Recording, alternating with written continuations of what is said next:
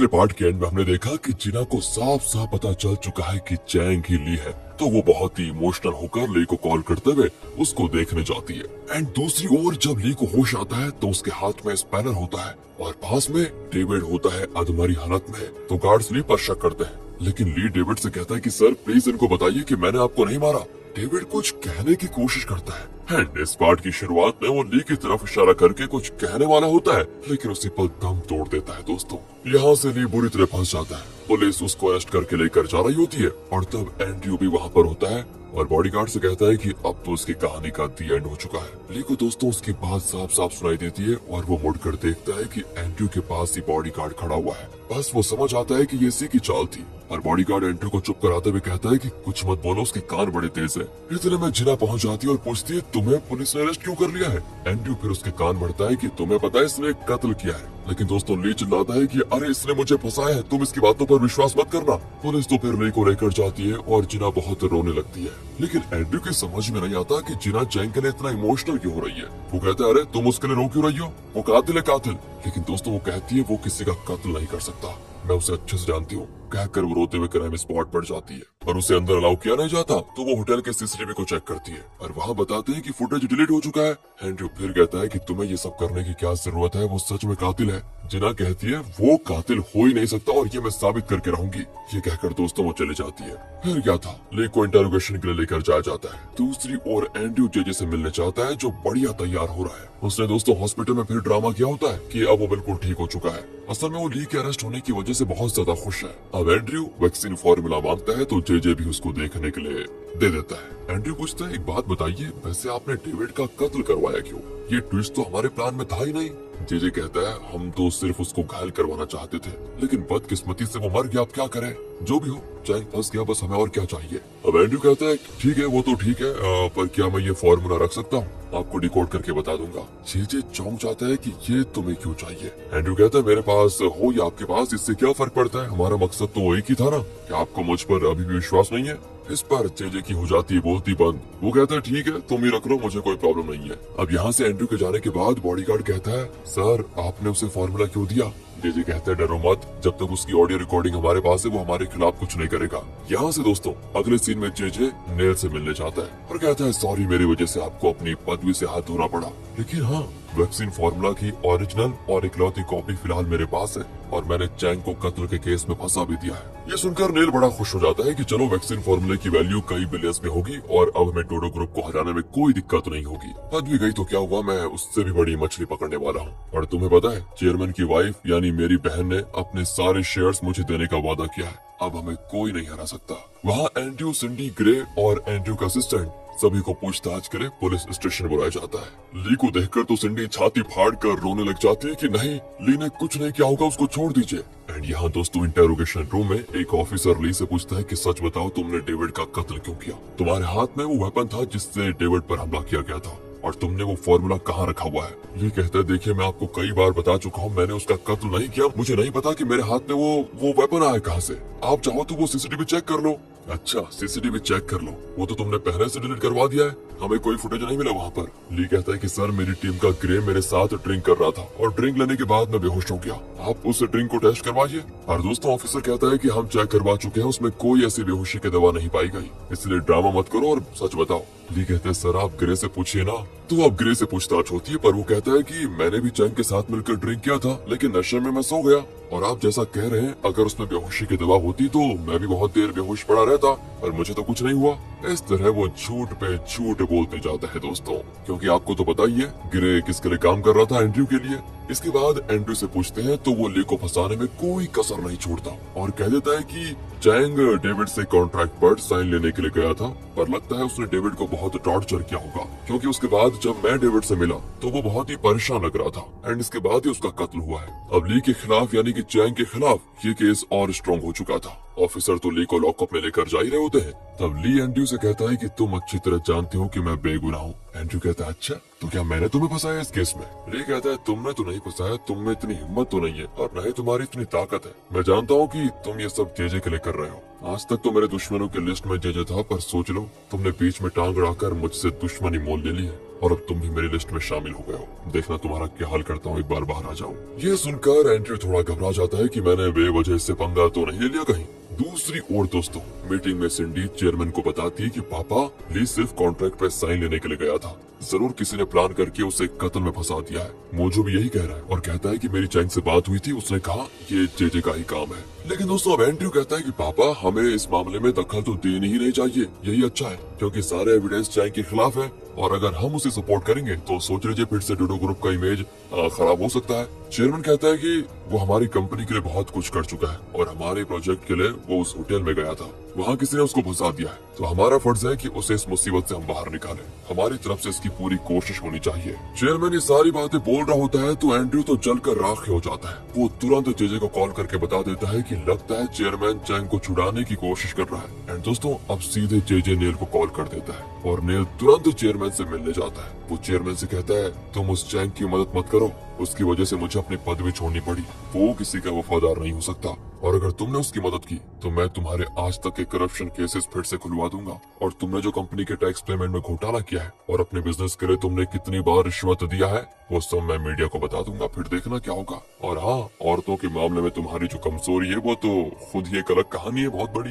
ये सुनकर चेयरमैन चौंक जाता है और पूछता है तुम ये सब करना क्यों चाहते हो। नेल कहता है मुझे चैंग से चिढ़न है और मैं चाहता हूँ कि तुम उसकी मदद बस ना करो। देखो मेरे पास अब खोने के लिए क्या ही बचा है, कुछ भी नहीं, मैं तो बिंदास मीडिया को सब बता दूंगा, फिर देखना तुम्हारा क्या होगा, इसलिए समझदारी से काम लो। चेयरमैन बाहर आकर मोजो से कहता है कि चैंग के मामले में हम कुछ नहीं करेंगे, उसमें दखल तक नहीं देंगे। एंड मोजो एकदम से शॉक हो जाता है कि अभी भी चेयरमैन को क्या हुआ, लेकिन चेयरमैन की परमिशन के बिना वो कोई कदम तो उठा ही नहीं सकता। दूसरी ओर जेजे बड़े मजे में होता है और नाथन से मिलने जाता है जेल में। उसको देखकर तो नाथन गुस्सा होकर कहता है कि मुझे पता चल गया है कि तुम कितने बड़े गद्दार हो, हैं? तुमने मुझे जेल भिजवाया था ना। लेकिन दोस्तों अब देखिए जेजे यहाँ पर क्या चाल चलता है। वो कहते हैं नहीं ऐसा नहीं है, असल में तुम्हारा दुश्मन तो चैंग है, जिस पर भरोसा करके मैंने भी अपना सब कुछ खो दिया। एक और बात बताऊं, चैंग और कोई नहीं है, असल में वो ली है। वो अपने पेरेंट्स का बदला लेने के लिए आया है और उसके पेरेंट्स का कत्ल किसने करवाया था? तुमने, इसलिए वो तुम्हें जिंदा नहीं छोड़ेगा। लेकिन अब नाथन कहता है कि मैंने कत्ल नहीं किया था, कत्ल तो तुमने किया था। हाँ मैंने किया था, पर करवाया किसने था? तुमने ना, इसलिए वो तुमसे भी तो बदला लेगा। उसने तुम्हें बताया क्या किया? सेंटेंस डेविड का कत्ल कर दिया है और उसे इसी जेल में बंद किया जाएगा। मैं कैसे भी उसे तुम्हारे सेल में बंद करवा सकता हूँ, फिर तुम जानो और वो जाने। तुम्हारे पास मौका है, तुम्हें उसे खत्म करना है तो कर दो, वरना वो तुम्हें मार तो डालेगा ही। अब दोस्तों उसी रात नाथन सोच में पड़ जाता है कि अब मैं क्या करूं। बॉबी कहता है कि गुरु उस ले को आने दो, यहीं पर उसकी कब्र खोद डालेंगे। लेकिन अब नाथन कुछ और ही प्लान कर रहा था दोस्तों। वो कहता है कि हम ली को मारने के बजाय उससे उस वैक्सीन फॉर्मूले के बारे में पता लगवाएंगे जो उसने कहीं छुपा के रखा हुआ है। अगर वो हमें मिल गया तो सोचो करोड़ों में कमा पाएंगे। उसके बाद मुझे डोडो ग्रुप का चेयरमैन बनने से कोई नहीं रोक सकता।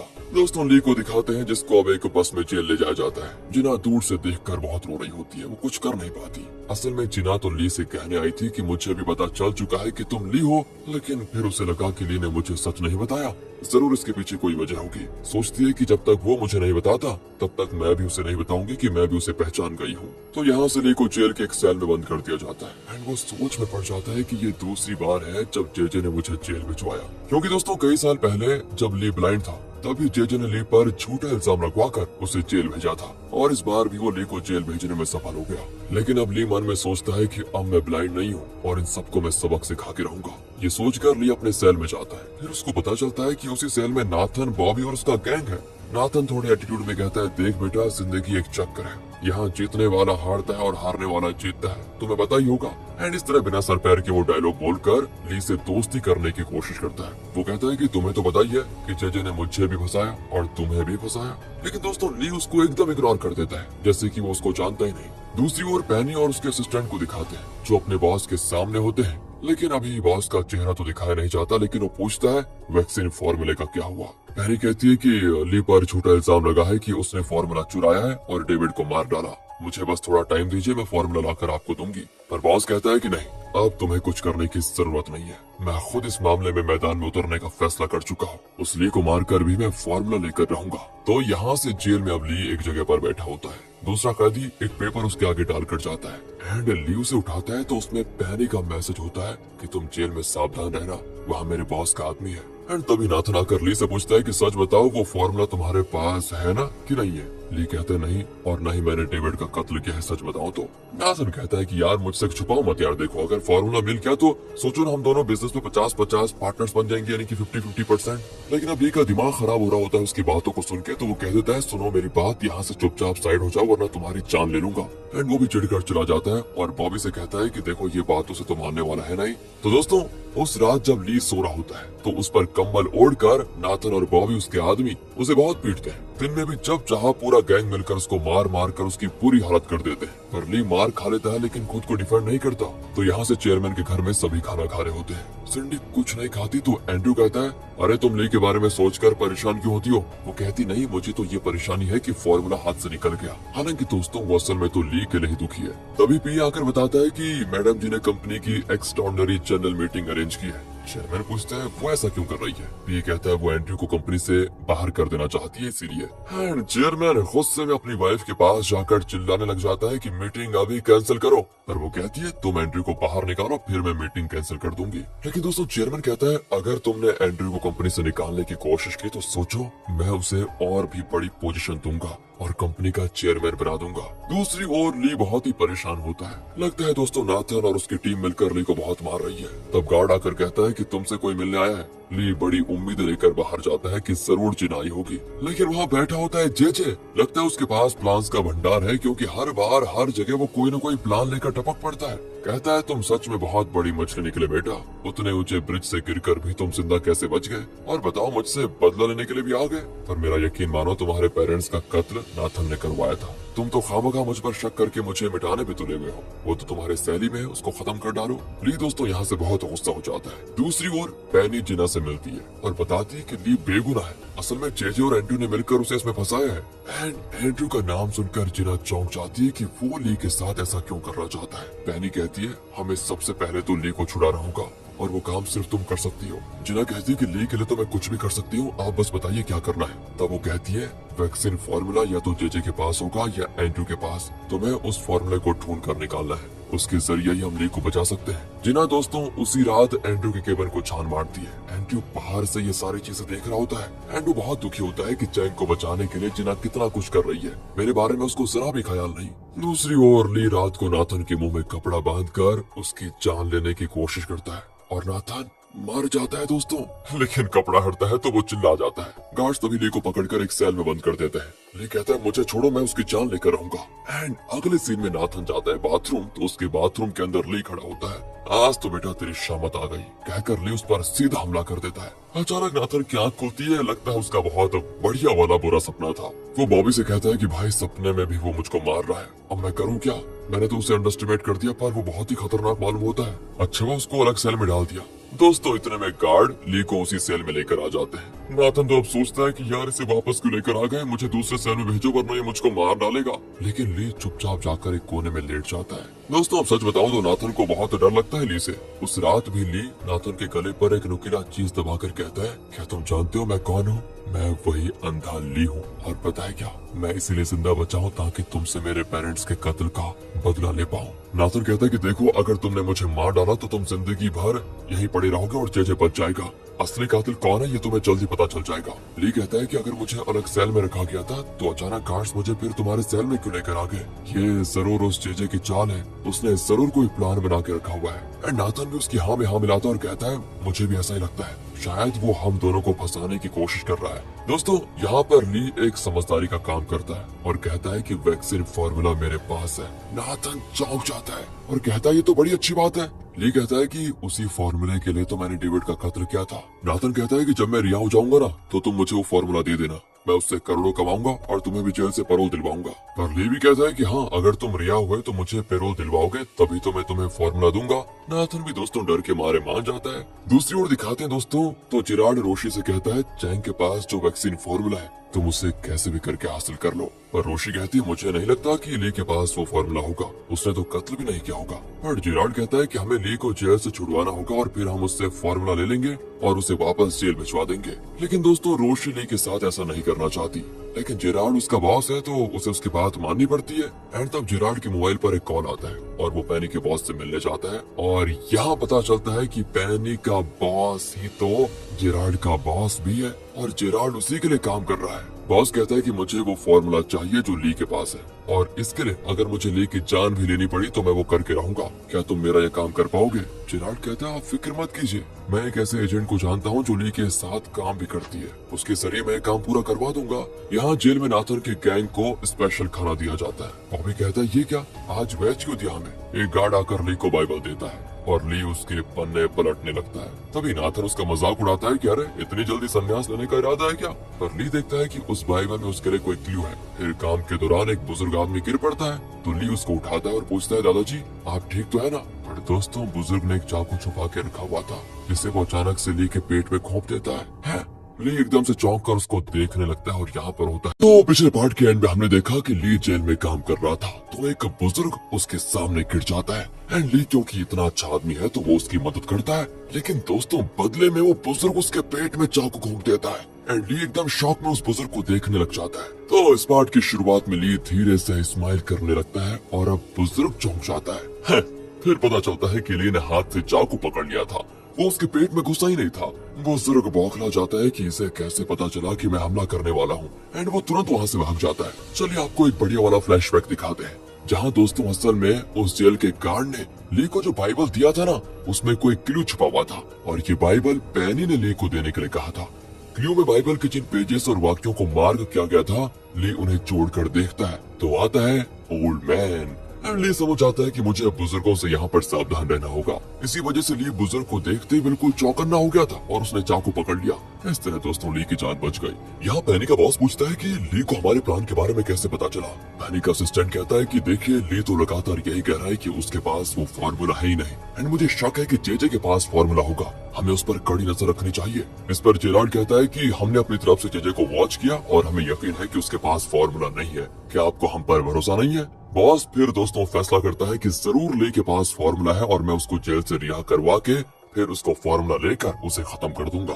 अब बाहर आने के बाद असिस्टेंट पैनी से कहता है कि मैं जानता हूँ तुमने ली की मदद की थी पर मैंने बॉस को कुछ नहीं बताया, लेकिन मैं कभी तुम्हें बॉस के साथ गद्दारी नहीं करने दूंगा, तुम ली से दूर रहो। वहाँ चेयरमैन की वाइफ चेयरमैन के कुछ मेडिसिन को देखती है जिसे वो रोज लेता है एंड वो परेशान है कि चेयरमैन उसकी कोई बात भी सुनने को तैयार नहीं है और वो एंड्रू को कंपनी से निकालने नहीं वाला। तब नाथन का असिस्टेंट आकर उसे दूसरी मेडिसिन देता है। वो कहता है कि ये बोतल तो ओरिजिनल है लेकिन मेडिसिन दूसरा है, इसे रोज लेने से चेयरमैन की तबीयत धीरे धीरे खराब होने लगेगी। चेयरमैन की वाइफ कहती है हाँ मुझे भी यही चाहिए, कहकर वो चेयरमैन की मेडिसिन की जगह पर इन नए बोतल्स को रख देती है दोस्तों। एंड अगले सीन में चेयरमैन की वाइफ और सिंडी बाहर जा रही होती है और चेयरमैन पूछता है कि कहाँ चल दिए दोनों, वो भी इस वक्त। सिंडी कहती है कि हम बाहर कहीं जा रही हैं। तभी चेयरमैन की वाइफ कहती है क्या आपको हमारी भी फिक्र रहती है कभी? चेयरमैन तो चिढ़ जाता है कि देखो मैं तुमसे बहस करने को तैयार नहीं हूँ, वैसे तुमने वो शेयर होल्डर्स मीटिंग कैंसिल की या फिर नहीं? चेयरमैन की वाइफ कहती सॉरी मैं तो भूल ही गई थी, मैं कल ही मीटिंग को कैंसिल कर दूंगी, आप फिक्र मत कीजिए, आप बस अपनी सेहत का ख्याल रखिएगा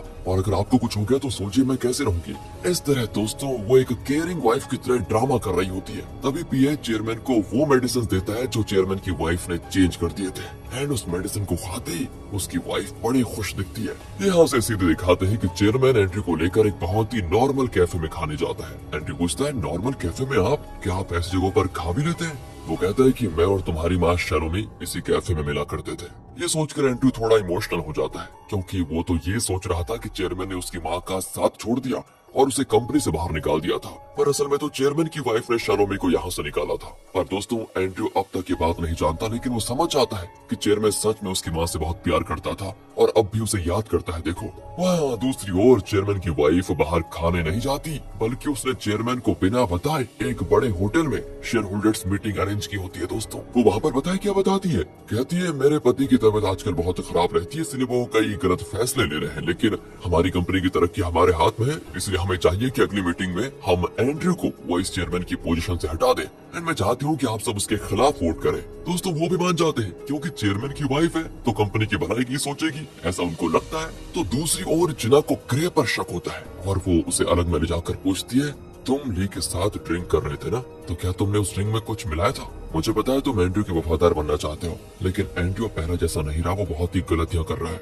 हमें उस फॉर्मूले का पता लगाना ही होगा, वरना ले उस जुर्म की सजा काटेगा जो उसने कभी किया ही नहीं। और कहा दोस्तों, जब आदमी करप्ट हो तो वो किसी की बात नहीं मानता। एंड ग्रे भी उसकी किसी भी बात को नहीं मानता और कहता है एंड्रयू बहुत अच्छा है और वो हमारा बॉस है, उसके बारे में तुम गलत अफवाहें मत फैलाओ, कहकर वो चला जाता है दोस्तों। इसके बाद जिना एंड्रयू के केबिन में जाती है और कहती है आज ना मेरा मूड खराब है, मेरे साथ ड्रिंक करने चलोगे क्या? एंड्रयू को चाहिए क्या था, वो बड़ा खुश हो जाता है। लेकिन दोस्तों उसको जिना पर शक भी है, क्योंकि वो एंड्रयू के कमरे में वैक्सीन फॉर्मूला ढूंढ रही थी पहले मतलब, और वो मान जाता है और दोनों बार में जाते हैं। जिना कहती है कि चलो हमें गेम खेलेंगे, जो ज्यादा से ज्यादा शराब पीकर नशे में फ्लैट नहीं होगा वो विनर होगा, और विनर जो मांगेगा वो लूजर को देना पड़ेगा। बोलो मंजूर है? एंड्रयू कहता है ठीक है चलो खेलते हैं। तो अगले सीन में दिखाते हैं एंड्रयू भाई साहब हो गए हैं नशे में धुत, और जिना उसे उसके केबिन में लेकर जाती है। यही दोस्तों जिना का प्लान है कि एंड्रयू को खूब पिलाकर वो उसे बेहोश कर देगी और उसके केबिन में वैक्सीन का फॉर्मूला वाला वो पेपर ढूंढेगी। पर कहाँ यार, जिना को उस कमरे में फॉर्मूला मिलता ही नहीं। वो तो जानती ही नहीं कि एंड्रयू चुपके से उसको देख रहा है। लगता है दोस्तों वो नशे में बेहोश होने की एक्टिंग कर रहा था। फिर जिना उसके पॉकेट को चेक करने आती है, लेकिन एंड्रयू उसका हाथ पकड़ लेता है। जिना कहती है अरे वो तुम्हारा कोट उतार कर तुम्हें ठीक से सुनाने वाली थी, इसीलिए कर रही थी, कहकर वो चली जाती है। तो यहाँ जेल में दिखाते हैं तो ली तो जिना के बारे में सोचता रहता है। इस बीच उनके लिए खाना लाया जाता है और सभी खाने लगते हैं। गार्ड दोस्तों उनको घूर रहा होता है और लगता है उसने कोई गड़बड़ की है। कुछ ही देर में सब पेट पकड़कर चिल्लाने लगते हैं, क्योंकि खाने में कुछ मिला हुआ था। सभी को डॉक्टर के पास ले जाया जाता है जो सबको दवा देता है, लेकिन सिर्फ ली को कोई अलग ही दवा दी जाती है जिसे ली खा भी लेता है। यहाँ से सीधे दिखाते हैं जेराल्ड को, जो रोशी से कहता है कि ली के खाने में हमने एक दवा मिलाई थी जिससे उसके पेट में दर्द हुआ और उसे हम लोगों ने अलग मेडिसिन दिया जिसकी वजह से उसका हार्ट बीट कम होने लगेगा। पुलिस वाले ली को हॉस्पिटल लेकर जाएंगे और तब तुम्हें ली को किडनैप करना है और उसे ये इंजेक्शन लगानी है, तब जाकर उसका हार्ट बीट नॉर्मल होगा। अगर तुम थोड़ी सी भी देर लगाओगे तो वो मर सकता है, और हाँ किसी को पता नहीं चलना चाहिए कि ये काम तुम कर रही हो, वरना बड़ी मुसीबत हो जाएगी। और ये NIA की तरफ से ऑर्डर है। पर दोस्तों सच तो ये है कि ये बॉस के लिए ही ये सब कुछ कर रहा है, पर रोशी ये जानती नहीं थी। दूसरी ओर चेयरमैन की वाइफ और सिंडी जेल जाती है, जहाँ चेयरमैन की वाइफ नाथन को बताती है कि बेटा कुछ दिनों में तुम रिहा हो जाओगे, टेंशन मत लो, ये मेरा वादा है। नाथन कहता है कि चैंग भी मेरे साथ है, हमें उससे भी बाहर निकालना होगा। चैंग दोस्तों ली मतलब समझ गए आप। इस पर सिंडी तो उछलने लग जाती है कि क्या चैंग यहीं पे, वो ठीक तो है ना, उसको कुछ हुआ तो नहीं?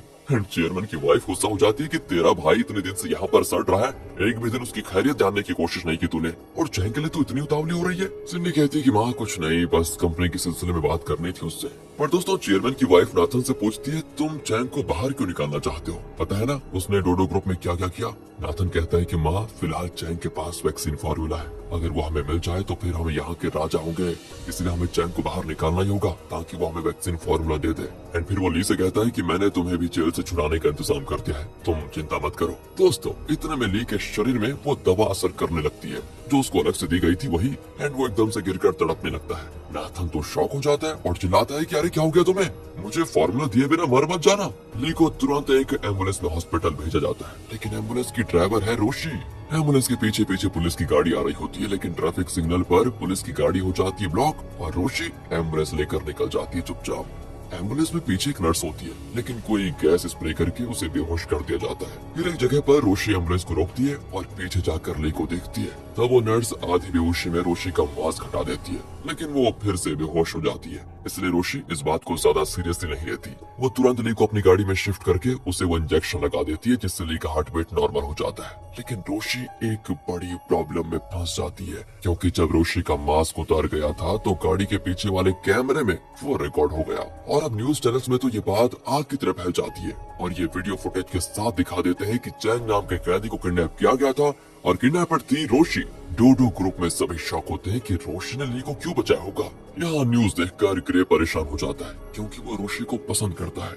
इस बीच वो एंड्रयू के असिस्टेंट को फोन पर बात करते हुए भी सुन लेता है।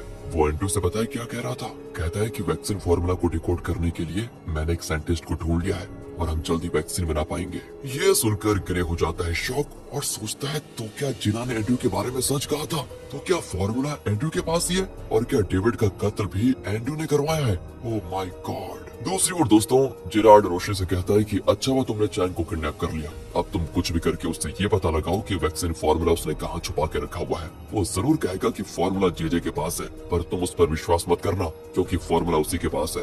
रोशनी भी अंदर जाती और पूछती है चैंग तुम कैसे हो? अच्छा वो मैंने तुम्हें पुलिस से बचा लिया, वरना तुम्हें उम्र भर जेल में रहना पड़ता। लेकिन दोस्तों ली तो खूब जानता है कि उसने ली को बचाया क्यों। वो कहते हैं सीधी सीधी बात क्यों नहीं पूछ लेती कि वैक्सीन फार्मूला कहाँ पर है? यही पूछना चाहती हो ना तुम? क्या तुम भी उस खतरनाक बॉस के लिए काम करती हो जिसके आदमी पूरे शहर में वायरस की तरह फैले हुए हैं? रोशनी कहती क्या बक रहे हो तुम? मैं एनआईए के लिए काम करती हूँ और इस वक्त हमारे देश को उस वैक्सीन फार्मूले की जरूरत है। वो किसी दूसरे देश के स्पाई के हाथ नहीं लगना चाहिए। ली उसको लाख समझाता है कि फार्मूला जेजे के पास है, मेरे पास नहीं है। पर दोस्तों रोशनी नहीं मानती और उसे हथकड़ी पहनाकर टॉर्चर करने लगती है। हालांकि वो ली के साथ ऐसा करना तो नहीं चाहती थी। उसे लगता है कि वो अपने देश के लिए ये कर रही है। बेचारी नहीं जानती कि ये सारा काम बॉस के कहने पे हो रहा है। असल में सीसीटीवी के जरिए बॉस ये सब कुछ देख रहा होता है। और यहाँ पर दोस्तों पहली बार इस खतरनाक ऑर्गेनाइजेशन के हेड यानी बॉस का चेहरा रिवील किया जाता है। हमें है तो इतना बुढ़ा पर बहुत खतरनाक आदमी है। पैरी का असिस्टेंट कहता है कि मुझे लगता है ली बच निकलेगा। बॉस कहता है कि अगर वो बच निकलने की कोशिश करेगा तो इसका मतलब होगा उसी के पास वैक्सीन फार्मूला है। दूसरी ओर ली के किडनैप होने की खबर को देखकर जेजे और नेल चौंक जाते हैं क्योंकि ली इनसे बदला लेने के लिए जरूर आएगा। इतने में बॉडीगार्ड आता है और जेजे कहता है कि सुनो तुम सभी हॉस्पिटल्स में चेक करो कि जिना का भाई कहाँ पर है। मुझे पता है कि वो एक मेंटली चैलेंज लड़का है, अगर हमने उसका पता लगा लिया तो जिना का भी पता चल जाएगा। बॉडीगार्ड आखिर उस हॉस्पिटल में पहुंच जाता है जहां जिना का भाई है, लेकिन वहां उसका कोई और ही नाम लिखा होता है। तो बॉडीगार्ड वहां से निकलने वाला होता है, लेकिन तब टीवी पर ली के बारे में न्यूज चल रहा होता है जिसको देखकर जिना का भाई कहता है अरे ली तुम जेल में कैसे पहुंचे? दोस्तों हाँ बॉडीगार्ड को यकीन हो जाता है कि यही जिना का भाई है। बॉडीगार्ड तुरंत जेजे को बता देता है। दूसरी ओर गिरे को दिखाते हैं। वो जिना को ड्रिंक करने के लिए बुलाता है और कहता है तुम ठीक कह रही थी, मैंने असल में पैसों के लिए एंड्रू की हर बात मानी क्योंकि मेरे पापा के इलाज के लिए मुझे पैसों की बहुत जरूरत पड़ गई थी। इसीलिए एंड्रू के लिए मैंने गलती पे गलती की, शायद इसलिए भगवान ने मुझे सजा दी है। कुछ दिन पहले मेरे पापा की मौत हो गई और मैं जान चुका हूँ कि वैक्सीन फार्मूला एंड्रू के पास ही है। जिना भी दोस्तों उसको दिलासा देती है कि देर आए दुरुस्त आए, अब हमें ली को बेगुनाह साबित करने के लिए जो करना है उस पर ध्यान देना होगा। तो दूसरी ओर जेजे, एंड्रू और बॉडीगार्ड तीनों हॉस्पिटल पहुंच जाते हैं जहां जिना का भाई है। वो फैसला करते हैं कि इससे जो भी मिलने आएगी वही जिना होगी और उसने ली को बचाने के लिए उसे एम्बुलेंस से किडनैप किया होगा। तब एंड्रू जिना को उसी कमरे में जाते हुए देख लेता है जहां जिना का भाई है। वो तो चौंक जाता है, क्या जोंग यून ही जिना है? तो दोस्तों अब इन तीनों को असलियत का पता चल चुका है कि कौन जिना है। आपको तो मैंने पिछले एपिसोड्स में बता दिया था शायद कि जोंग क्यों नहीं जिना है ना। चलिए बढ़िया। अब जेजे एंड्रू से पूछता है क्या इसने कभी तुमसे वैक्सीन फार्मूले के बारे में पूछा था, क्योंकि ये ली को बचाने के लिए उस फार्मूले को पाने की कोशिश जरूर करेगी। एंड्रू भी जानता है कि जिना वैक्सीन फार्मूले के लिए उसके केविन को छान मार रही थी, लेकिन दोस्तों वो जिना को फंसाना नहीं चाहता और कहता है नहीं ये तो नहीं थी, इसने मुझे कभी इस बारे में जिक्र तक नहीं किया। जेजे कहता है पर जो भी है तुम उससे सावधान रहना, हमें इस लड़की को भी सबक सिखाना होगा। दूसरी ओर दोस्तों रोशनी ली को पसंद करती है, लेकिन उसे जेरार्ड की बात पर भी विश्वास है कि ली के पास फार्मूला है, इसलिए वो ली को बहुत टॉर्चर करती है। पर ली बार बार कहता है कि देखो मेरे पास वैक्सीन फार्मूला है नहीं, वो जेजे के पास है। अब रोशनी जेरार्ड को कॉल करके कहती है मुझे लगता है कि हम बेवजह ली के पीछे पड़े हुए हैं, ये भी तो हो सकता है कि सच में वो फार्मूला जेजे के पास हो। बॉस कहता है कि अगर इतने टॉर्चर के बाद भी वो कुछ नहीं बता रहा तो इसका मतलब है कि पैनी और उसके असिस्टेंट ने उसे बढ़िया ट्रेन किया हुआ है। पैनी कहती है कि जेजे पर भी हमें शक करना चाहिए, शायद उसी के पास फार्मूला हो। बॉस कहता है कि ठीक है, मैं डिफेंस इंडस्ट्री के विक्टर को जानता हूँ, उसके जरिए मैं जेजे से मिलने की कोशिश कर सकता हूँ। यहाँ से दिखाते हैं कि बॉस, विक्टर, नेल, जेजे और किमी एक जगह पे मिलते हैं। विक्टर नेल से कहता है कि ये एक बहुत बड़े बिजनेसमैन है, इन्हें सब बॉस कहता है, बहुत पावरफुल आदमी है ये। बॉस कहता है कि किसी वैक्सीन फार्मूले के बारे में मैंने सुना था, सब कह रहे हैं कि वो खुद में कई बिलियंस डॉलर्स का वैल्यू रखता है, क्या आप लोग उसके बारे में कुछ जानते हैं? जेजे तो हंसकर कहता है वैक्सीन फार्मूला नहीं, इसके बारे में तो कभी सुना ही नहीं, अगर मुझे कुछ पता चला तो मैं सबसे पहले आपको ही बताऊंगा। मीटिंग के बाद दोस्तों बॉस पैनी के असिस्टेंट से कहता है मुझे यकीन है कि जेजे के पास वो फार्मूला नहीं है, क्योंकि जब मैंने वैक्सीन फार्मूले की बात की तो उसकी आंखों में जरा भी शक या टेंशन नजर नहीं आया, ना ही उसने अपनी आंखें मीची। उसके एक्सप्रेशन से साफ पता चल रहा था कि वो सच में वैक्सीन फार्मूले के बारे में कुछ नहीं जानता। जरूर चैंग के पास ही वो फार्मूला है। एक काम करो, उसे जान की धमकी देकर वैक्सीन फार्मूले का पता लगाओ। दोस्तों यहाँ हमें भी शक होने लगता है कि जब बॉस ने अचानक वैक्सीन फार्मूले का जिक्र किया तो जेजे के चेहरे पे जरा सी भी टेंशन या शॉक क्यों नहीं था, वो इतना कॉन्फिडेंटली होकर कैसे बात कर पाया। तो इधर खुलता है एक खतरनाक ट्विस्ट। कमरे के अंदर दिखाते हैं कि बॉस के जाने के बाद नेल एक लंबी सांस लेता है ओह यार, हम बाल बाल बच गए। ये आदमी सिर्फ बिजनेसमैन नहीं बल्कि एक बहुत खतरनाक ऑर्गेनाइजेशन का पावरफुल लीडर है, और अगर उसे पता चल जाता तो हमारी खैर नहीं होती। जेजे भी कहता है कि चलो मैंने झूठ ऐसा बोला कि सच में मैं दोबारा इतने कॉन्फिडेंस से कभी नहीं बोल पाऊंगा। पर आपको ये खबर दी किसने कि यहाँ पर ये बॉस आने वाला है? तो यहाँ पर एंट्री होती है जेराल्ड की, और तब पता चलता है कि ये ना तो एनआईए के लिए काम करता है और ना ही बॉस के लिए, बल्कि ये तो बॉस के साथ रहकर नेल के लिए काम कर रहा था। दोस्तों वाओ, यही वजह थी कि जब भी रोशी, पेनी और बॉस कहते थे कि जेजे के पास फॉर्मूला होगा, तो ये एक ही बात पे अड़ा रहता था कि जेजे के पास वो फॉर्मूला है नहीं। वो नेल से कहता है कि सर, मैं और कितने दिन किसी की छाया में काम करता रहूंगा, बताओ, मुझे खुलेआम कोई पोजीशन दीजिए ना। दूसरी ओर एंड्रयू को पता चल गया कि जेजे से जिना की जान को खतरा है, इसलिए वो कहता है कि मैं तुम्हें कंपनी से फौरन भेजने वाला हूँ किसी काम के लिए, तुम्हें कुछ महीने वहीं से काम करना होगा। और वो कहती, मैं तो कहीं नहीं जाने वाली, ये रहा मेरा रेजिग्नेशन, मैं डोडो ग्रुप में काम नहीं करूंगी और अब मुझे तुमसे ऑर्डर्स लेने की भी जरूरत नहीं है। कहकर दोस्तों वो जाने लगती है और एंड्रयू उसका हाथ पकड़ लेता है। जिना गुस्से में अपना हाथ छुड़ाकर चली जाती है। एंड्रयू बहुत दुखी हो जाता है और रोने लगता है। तो वहाँ रोशी ली के कमरे में जाती है, वो वहाँ पर होता ही नहीं, लेकिन अचानक रोशी को वो दीवार पर लॉक करके कहता है, मुझे छोड़ दो, सच में मेरे पास वैक्सीन फॉर्मूला है नहीं। कहकर वो जाने लगता है तो रोशी उस पर गन तान देती है कि अगर बाहर जाने की कोशिश की तो शूट कर दूंगी। ली कहता है कि मैं तुम्हारे बारे में खूब जानता हूँ और तुम भी मुझे अच्छी तरह जानती हो, मेरे पास फॉर्मूला नहीं है, नहीं है, नहीं है, और यही सच है, तुम्हें शूट करना है तो कर दो। कहकर वो निकल जाता है। दोस्तों पर बाहर बॉस के आदमी उसको पकड़ लेते हैं, क्योंकि बॉस ने कहा था कि अगर ली बचने की कोशिश करेगा तो इसका मतलब है कि उसी के पास वैक्सीन फॉर्मूला है। वो तुरंत बॉस को खबर कर देते हैं। बॉस पहले से कहता है कि पक्का उसी के पास फॉर्मूला है, पर वो बताने को तैयार नहीं है। अब उसकी जान लेने के अलावा हमारे पास कोई और रास्ता बचा नहीं है, उसे तुम्हें ही खत्म करना होगा, समझी?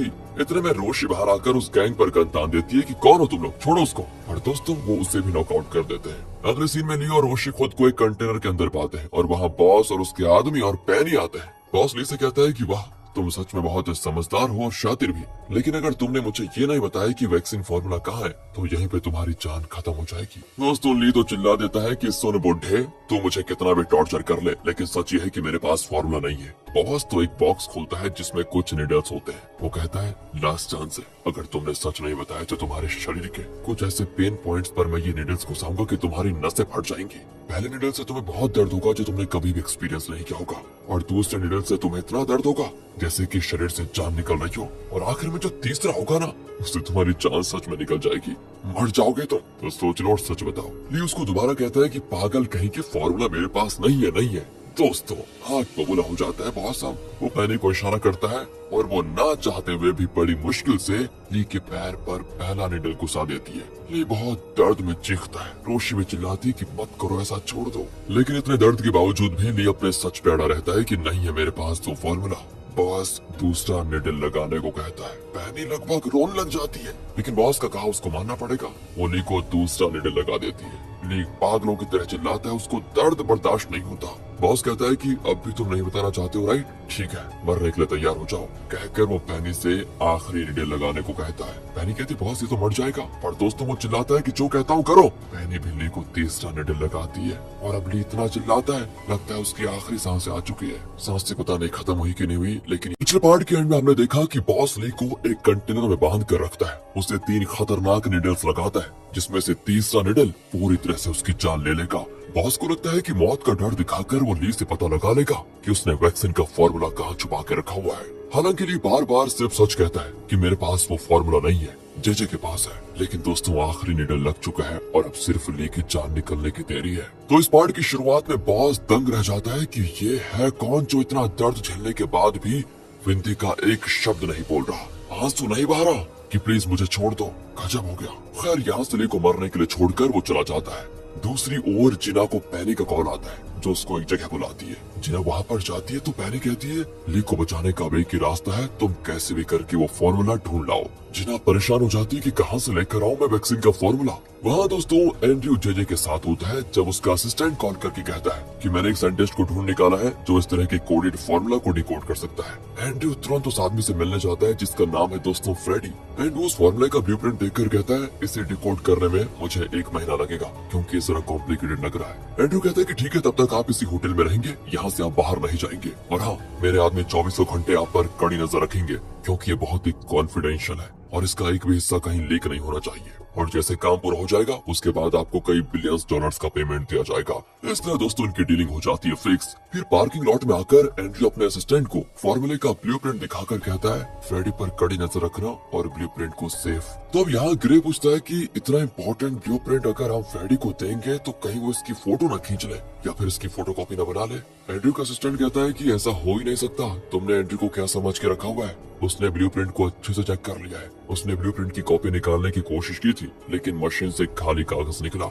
ओरिजिनल का प्रिंट तो उसमें आया ही नहीं। उसने फोटो क्लिक करने की कोशिश भी की लेकिन उसमें भी ब्लूप्रिंट एकदम धुंधला ही निकला। असल में दोस्तों डेविड ने उस ब्लूप्रिंट को किसी स्पेशल पेपर पर बनाया है, इसलिए कोई इसकी कॉपी नहीं बना सकता और न इसकी कोई फोटो लेकर कहीं भेज सकता है। हाँ, अगर कोई इस ओरिजिनल को चुरा कर भागे तो वो अलग बात है। ये कहकर वो चला जाता है। यहाँ से ग्रे तुरंत जिना को कॉल लगाता है और हॉस्पिटल जाकर बता देता है कि ना ब्लूप्रिंट की फोटो खींची जा सकती है और ना ही उसका जेरोक्स कॉपी बनाया जा सकता है। अब दोस्तों जॉन कहता है, जॉन को तो आप जानते ही है ना, वो कहता है तुम एक काम करो, उसे चुरा कर लेकर आओ। ग्रे तो शॉक हो जाता है कि अरे वो लोग मुझे जान से मार डालेंगे और कोई आइडिया सोचिए। इतने में दोस्तों उसके ऑफिस जाने का टाइम हो जाता है और वो भाग जाता है। तो अब ये दोनों परेशान है कि उस ब्लूप्रिंट को कैसे हासिल करें। जॉन बड़बड़ाने लगता है कि अगर मेरी मेमोरी तेज होती ना तो मैं तो उसको याद ही कर लेता यार। लेकिन दोस्तों तब उसे स्ट्राइक होता है कि जिना का भाई भले मेंटली चैलेंज्ड है लेकिन उसके पास फोटोग्राफिक मेमोरी है, यानी एक चीज को वो कुछ ही सेकंड्स देख ले तो हूबहू उसे वैसे ही कागज पर उतार सकता है। ये रियलाइज करते वो जिना को गूगल से एक फोटो डाउनलोड करने को कहता है और उसके भाई को उठाता है।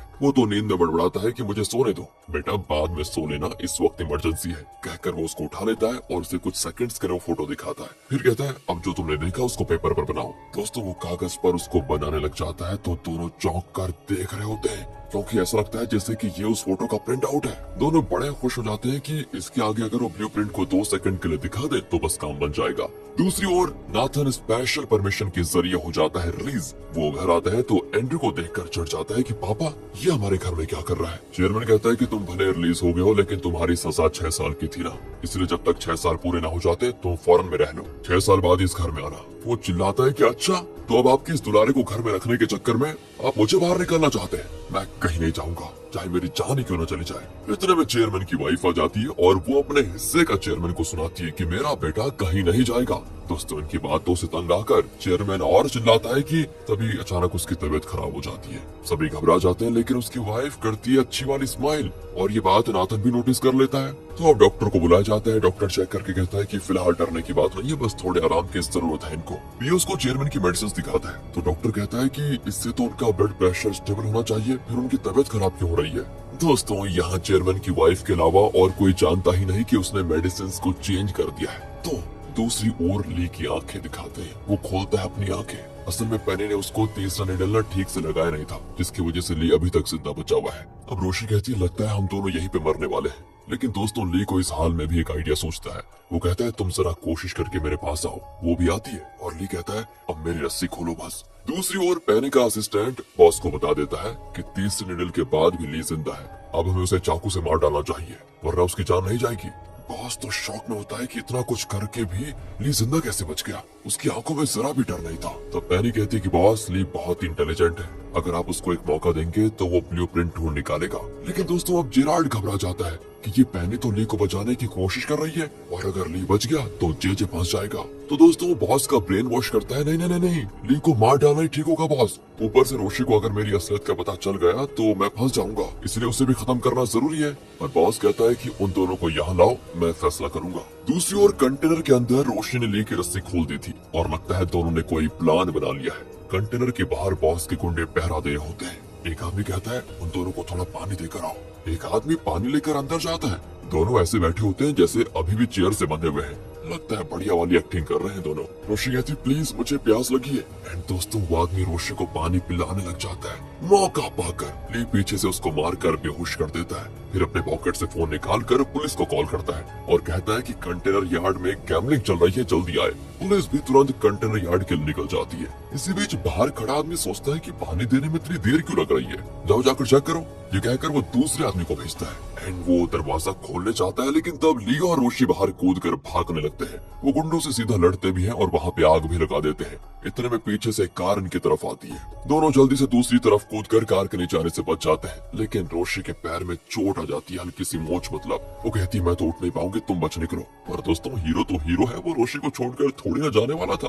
वो उसे उठाकर वहाँ से चलने लगता है, लेकिन एक जगह दोनों तरफ से गुंडे आ जाते हैं यार। लगता है बच नहीं सकते, लेकिन तब पुलिस का सायरन सुनकर गुंडे तो भाग खड़े होते हैं और इस तरह दोनों बच जाते हैं। बॉस पूछता है कि ये चैंग हर सिचुएशन से एक प्रोफेशनल की तरह कैसे बच निकल रहा है। चैंग मतलब दोस्तों ली, बार बार बोलना पड़ता है यार मुझे। पैनी कहती है कि चैंग को हमें अंडर एस्टिमेट नहीं करना चाहिए। चाइना में उसने माइकल नाम के एक खतरनाक गैंगस्टर को पकड़वाया था, इसलिए चैंग को खत्म करने के बजाय हमें उसे अपने काम के लिए इस्तेमाल करना चाहिए। लेकिन दोस्तों जेराल्ड तो ली को मरवाने पे तुला होता है। लेकिन बॉस अब पैनी से कहता है तुम चैंग को ढूंढकर मेरे पास लेकर आओ, देखते हैं वो हमारे किस काम आ सकता है। यहाँ ली को दिखाते हैं वो रोशी के पैर पर पट्टी बांध रहा होता है जहाँ उसे मोच आ गई थी मतलब। और आपको याद होगा कि एक बार रोशी ने ली की जान बचाई थी पहले। उस वक्त रोशी ने उसके पेट में स्टिचेस करके ली को बचाया था और अब ली ने रोशी की जान बचा ली है। रोशी कहती है तुम मुझे क्यों बचाना चाहते हो, मैंने तुम्हें कितना टॉर्चर किया था याद है। ली कहता है तुम तो अपना काम कर रही थी, इसमें तुम्हारी कोई गलती नहीं थी। तुम्हारा एक पैर 2 दिन में ठीक हो जाएगा, तुम फिक्र मत करो। मैं सच बताऊं तो मेरे पास ब्लूप्रिंट है नहीं,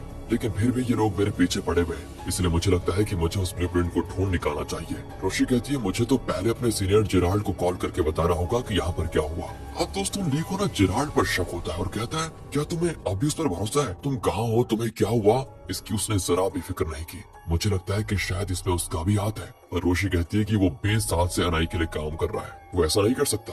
ली कहता है ठीक है तुम्हारी मर्जी, पर मुझे जो सोचा मैंने कह दिया। तुम एक बार बस उसे टेस्ट करके देख लो कि वो तुमसे कितना सच बोलता है या कितना झूठ। रोशी को भी आइडिया बढ़िया लगता है, तो वो एक पब्लिक बूथ से जेराल्ड को कॉल करके कहती है जो जेजे के परिवार के साथ बैठा हुआ है। रोशी कहती है मुझे और चैंग को एक गैंग ने पकड़ कर रखा हुआ है, हमें बहुत टॉर्चर किया। हम किसी भी तरह उनसे बच के निकल गए थे, लेकिन चैंग को पूरी तरह से चोट लगी है। आप प्लीज जल्दी आ जाइए। जेराल्ड कहता है तुम डरो मत, मुझे बस ये बताओ तुम दोनों हो कहाँ पर, मैं भी तुम्हें बचाने के लिए आ रहा हूँ। कहकर वो कॉल काट देता है और इन लोगों को सब बता देता है दोस्तों। तो नील कहता है ये तो बहुत ही अच्छा मौका है ली को खत्म करने का। कहकर वो जेजे को भी जेराल्ड के साथ भेज देता है। रोशी की बताई हुई जगह पर जाकर जेराल्ड वेट करता है, पर दोस्तों बहुत देर के बाद भी जब वो नहीं आती तो जेजे भी कार से उतरकर पूछता है कहाँ है वो और ली कहाँ पर है। जेराल्ड कहता है थोड़ा सब्र तो करो, वो यहीं गए होंगे। कहकर वो अपने आदमी से कहता है कि इस एरिया को छान मारो जरा। दोस्तों ली और रोशी पास की बिल्डिंग के ऊपर से ये सारा नजारा देख रहे होते हैं। रोशी तो टूटी जाती है कि कितने साल से मैं जेराल्ड पर विश्वास करती रही और मैंने वो सब कुछ किया जो उसने मुझसे करवाया था। मुझे नहीं पता था कि ये इन लोगों से मिला हुआ है। यहाँ दोस्तों जिना और जॉन हॉस्पिटल में होते हैं, तो ली जॉन को कॉल करता है। ली का नाम सुनते ही जिना फोन छीनकर पूछने लगती है कि तुम कहाँ हो, कैसे हो, तुम्हें कुछ हुआ तो नहीं। ली कहता है वक्त बहुत कम है, प्लीज जॉन को फोन दो, मुझे एक इम्पोर्टेंट बात करनी है उससे। जॉन फोन लेता है तो ली कहता है जिना को जेजे से खतरा है, आप प्लीज उसे सावधान रहने को कहिए, क्योंकि जेजे का आदमी उसको हर जगह फॉलो कर रहा होगा और जब चाहे उस पर हमला भी कर सकता है। दोस्तों वो जॉन को एक पता बताता है और कहता है कि जिना को किसी भी तरह वहाँ पहुँचा दीजिए। इसी बीच जॉन को पता चल जाता है कि जेजे का बॉडीगार्ड ही जिना को फॉलो कर रहा है। वो जिना को बाहर भेज देता है और जब बॉडीगार्ड उसका पीछा करने की कोशिश करता है तो जानबूझकर वो उस पर कॉफी गिरा देता है, फिर उस पर चिल्लाने भी लगता है। बॉडीगार्ड तो दोस्तों उसको उठाकर पटक देता है, लेकिन वो बॉडीगार्ड के पैर पकड़ लेता है और चिल्लाता है कि इसने मुझे मारा, मुझे बचाओ। तब वहाँ के गार्ड्स बॉडीगार्ड को पकड़ लेते हैं। यहाँ जिना अपनी कार लेकर ली की बताई हुई जगह के लिए निकल जाती है। पैनी उसका पीछा करती है। वहाँ जाकर जिना ली को ढूंढने लगती है और तब अचानक ली उसका हाथ पकड़कर खींचता है। ली को देखकर जिना कुछ कह नहीं पाती, सिर्फ इतना कहती है मैं तुम्हें बहुत मिस कर रही थी पता है, और तुम ये पैसे रख लो, तुम्हारे काम आएंगे, और ये फोन भी रख लो। ली भी इमोशनल हो जाता और कहता है मैं भी तुम्हें सच में बहुत मिस कर रहा था और तुम ज्यादा देर यहाँ रहोगी तो तुम्हें खतरा है, अब तुम जाओ, मैं तुमसे मिलने जरूर आऊंगा। जिना बहुत दुखी होकर वहाँ से जाने लगती है और तब ली उसके असली नाम से यानी जिना कहकर उसे पहली बार पुकारता है। दोस्तों कंफ्यूज तो नहीं हो रहे हैं ना, मैंने कहा था ना आपसे कि जिना नाम चेंज करके रह रही है यानी कि जोंगुन बनकर, और जो ली है वो चैंग बनकर रह रहा है। दोनों को मतलब एक दूसरे के बारे में लगभग पता चल ही गया है, लेकिन वो बताया नहीं था उन्होंने आज तक एक दूसरे को। तो वो पहली बार ली उसे उसके असली नाम से पुकारता है और तब वो कहता है मैं चैंग नहीं ली हूँ, वही खड़ूस अंधा पागल जो कभी तुम्हें बहुत परेशान किया करता था, लेकिन हाँ तुम्हें प्यार भी बहुत करता था वो।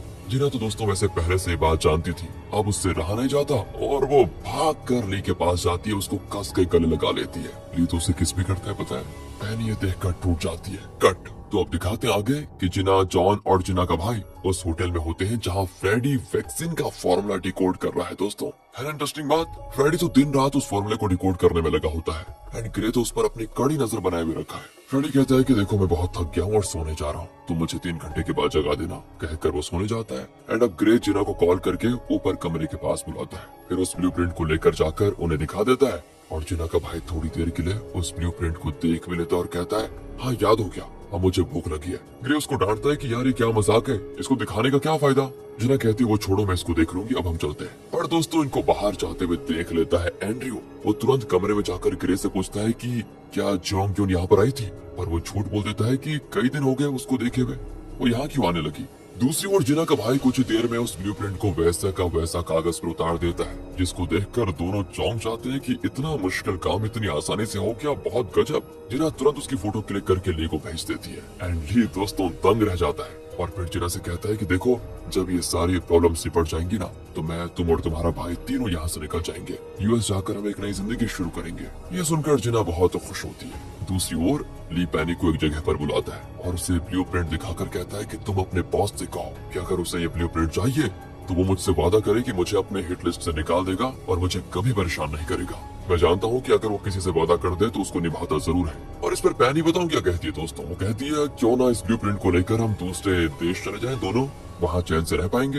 लेकिन इस बार ली खुल के कह देता है कि मैं जिना से प्यार करता हूँ, हम दोनों ने यहाँ से चले जाने का फैसला किया है। वैसे तुम बस बॉस से ये बात कह दो कि प्लीज आखिरी बार मेरी मदद कर दो। पैनी अंदर से दुखी हो जाती है क्योंकि वो ली से प्यार जो करती थी। दूसरी ओर हॉस्पिटल में जिना का भाई उस ब्लूप्रिंट को अपने नोटबुक में बनाने लग जाता है। जॉन चौंक जाता है कि बेटा ये बार बार बनाने की चीज नहीं है, ये किसी के हाथ लग गया तो मुसीबत हो जाएगी, कहकर वो नोट छीनने लग जाता है और वो पेपर फाड़ देता है। तब जॉन भी जिना के भाई को समझाता है कि बार बार ऐसा मत बनाना, इससे ली की जान को खतरा हो सकता है। वो भी मान जाता है और कहता है ठीक है नहीं बनाऊंगा। जब जॉन ने जिना को ढूंढने जाता है आगे तो जिना का भाई उस पेपर का मस्त रॉकेट बनाता है एंड इसी बीच जेजे और उसका बॉडीगार्ड उस हॉस्पिटल में आते हैं। बॉडीगार्ड कहता है कि कल रात कुछ देर के लिए जिना और उसका भाई न जाने कहाँ गायब हो गए थे, पता नहीं दोनों कहाँ गए थे। एंड दोस्तों तभी जेजे के ऊपर गिरता है एक रॉकेट यानी कागज वाला और उसमें ब्लूप्रिंट की कॉपी देखकर वो दोनों शॉक हो जाते हैं कि ये लीक कैसे हुआ। इतने में जिना का भाई आकर कहता है कि ये मेरा है, मैंने इसको बनाया।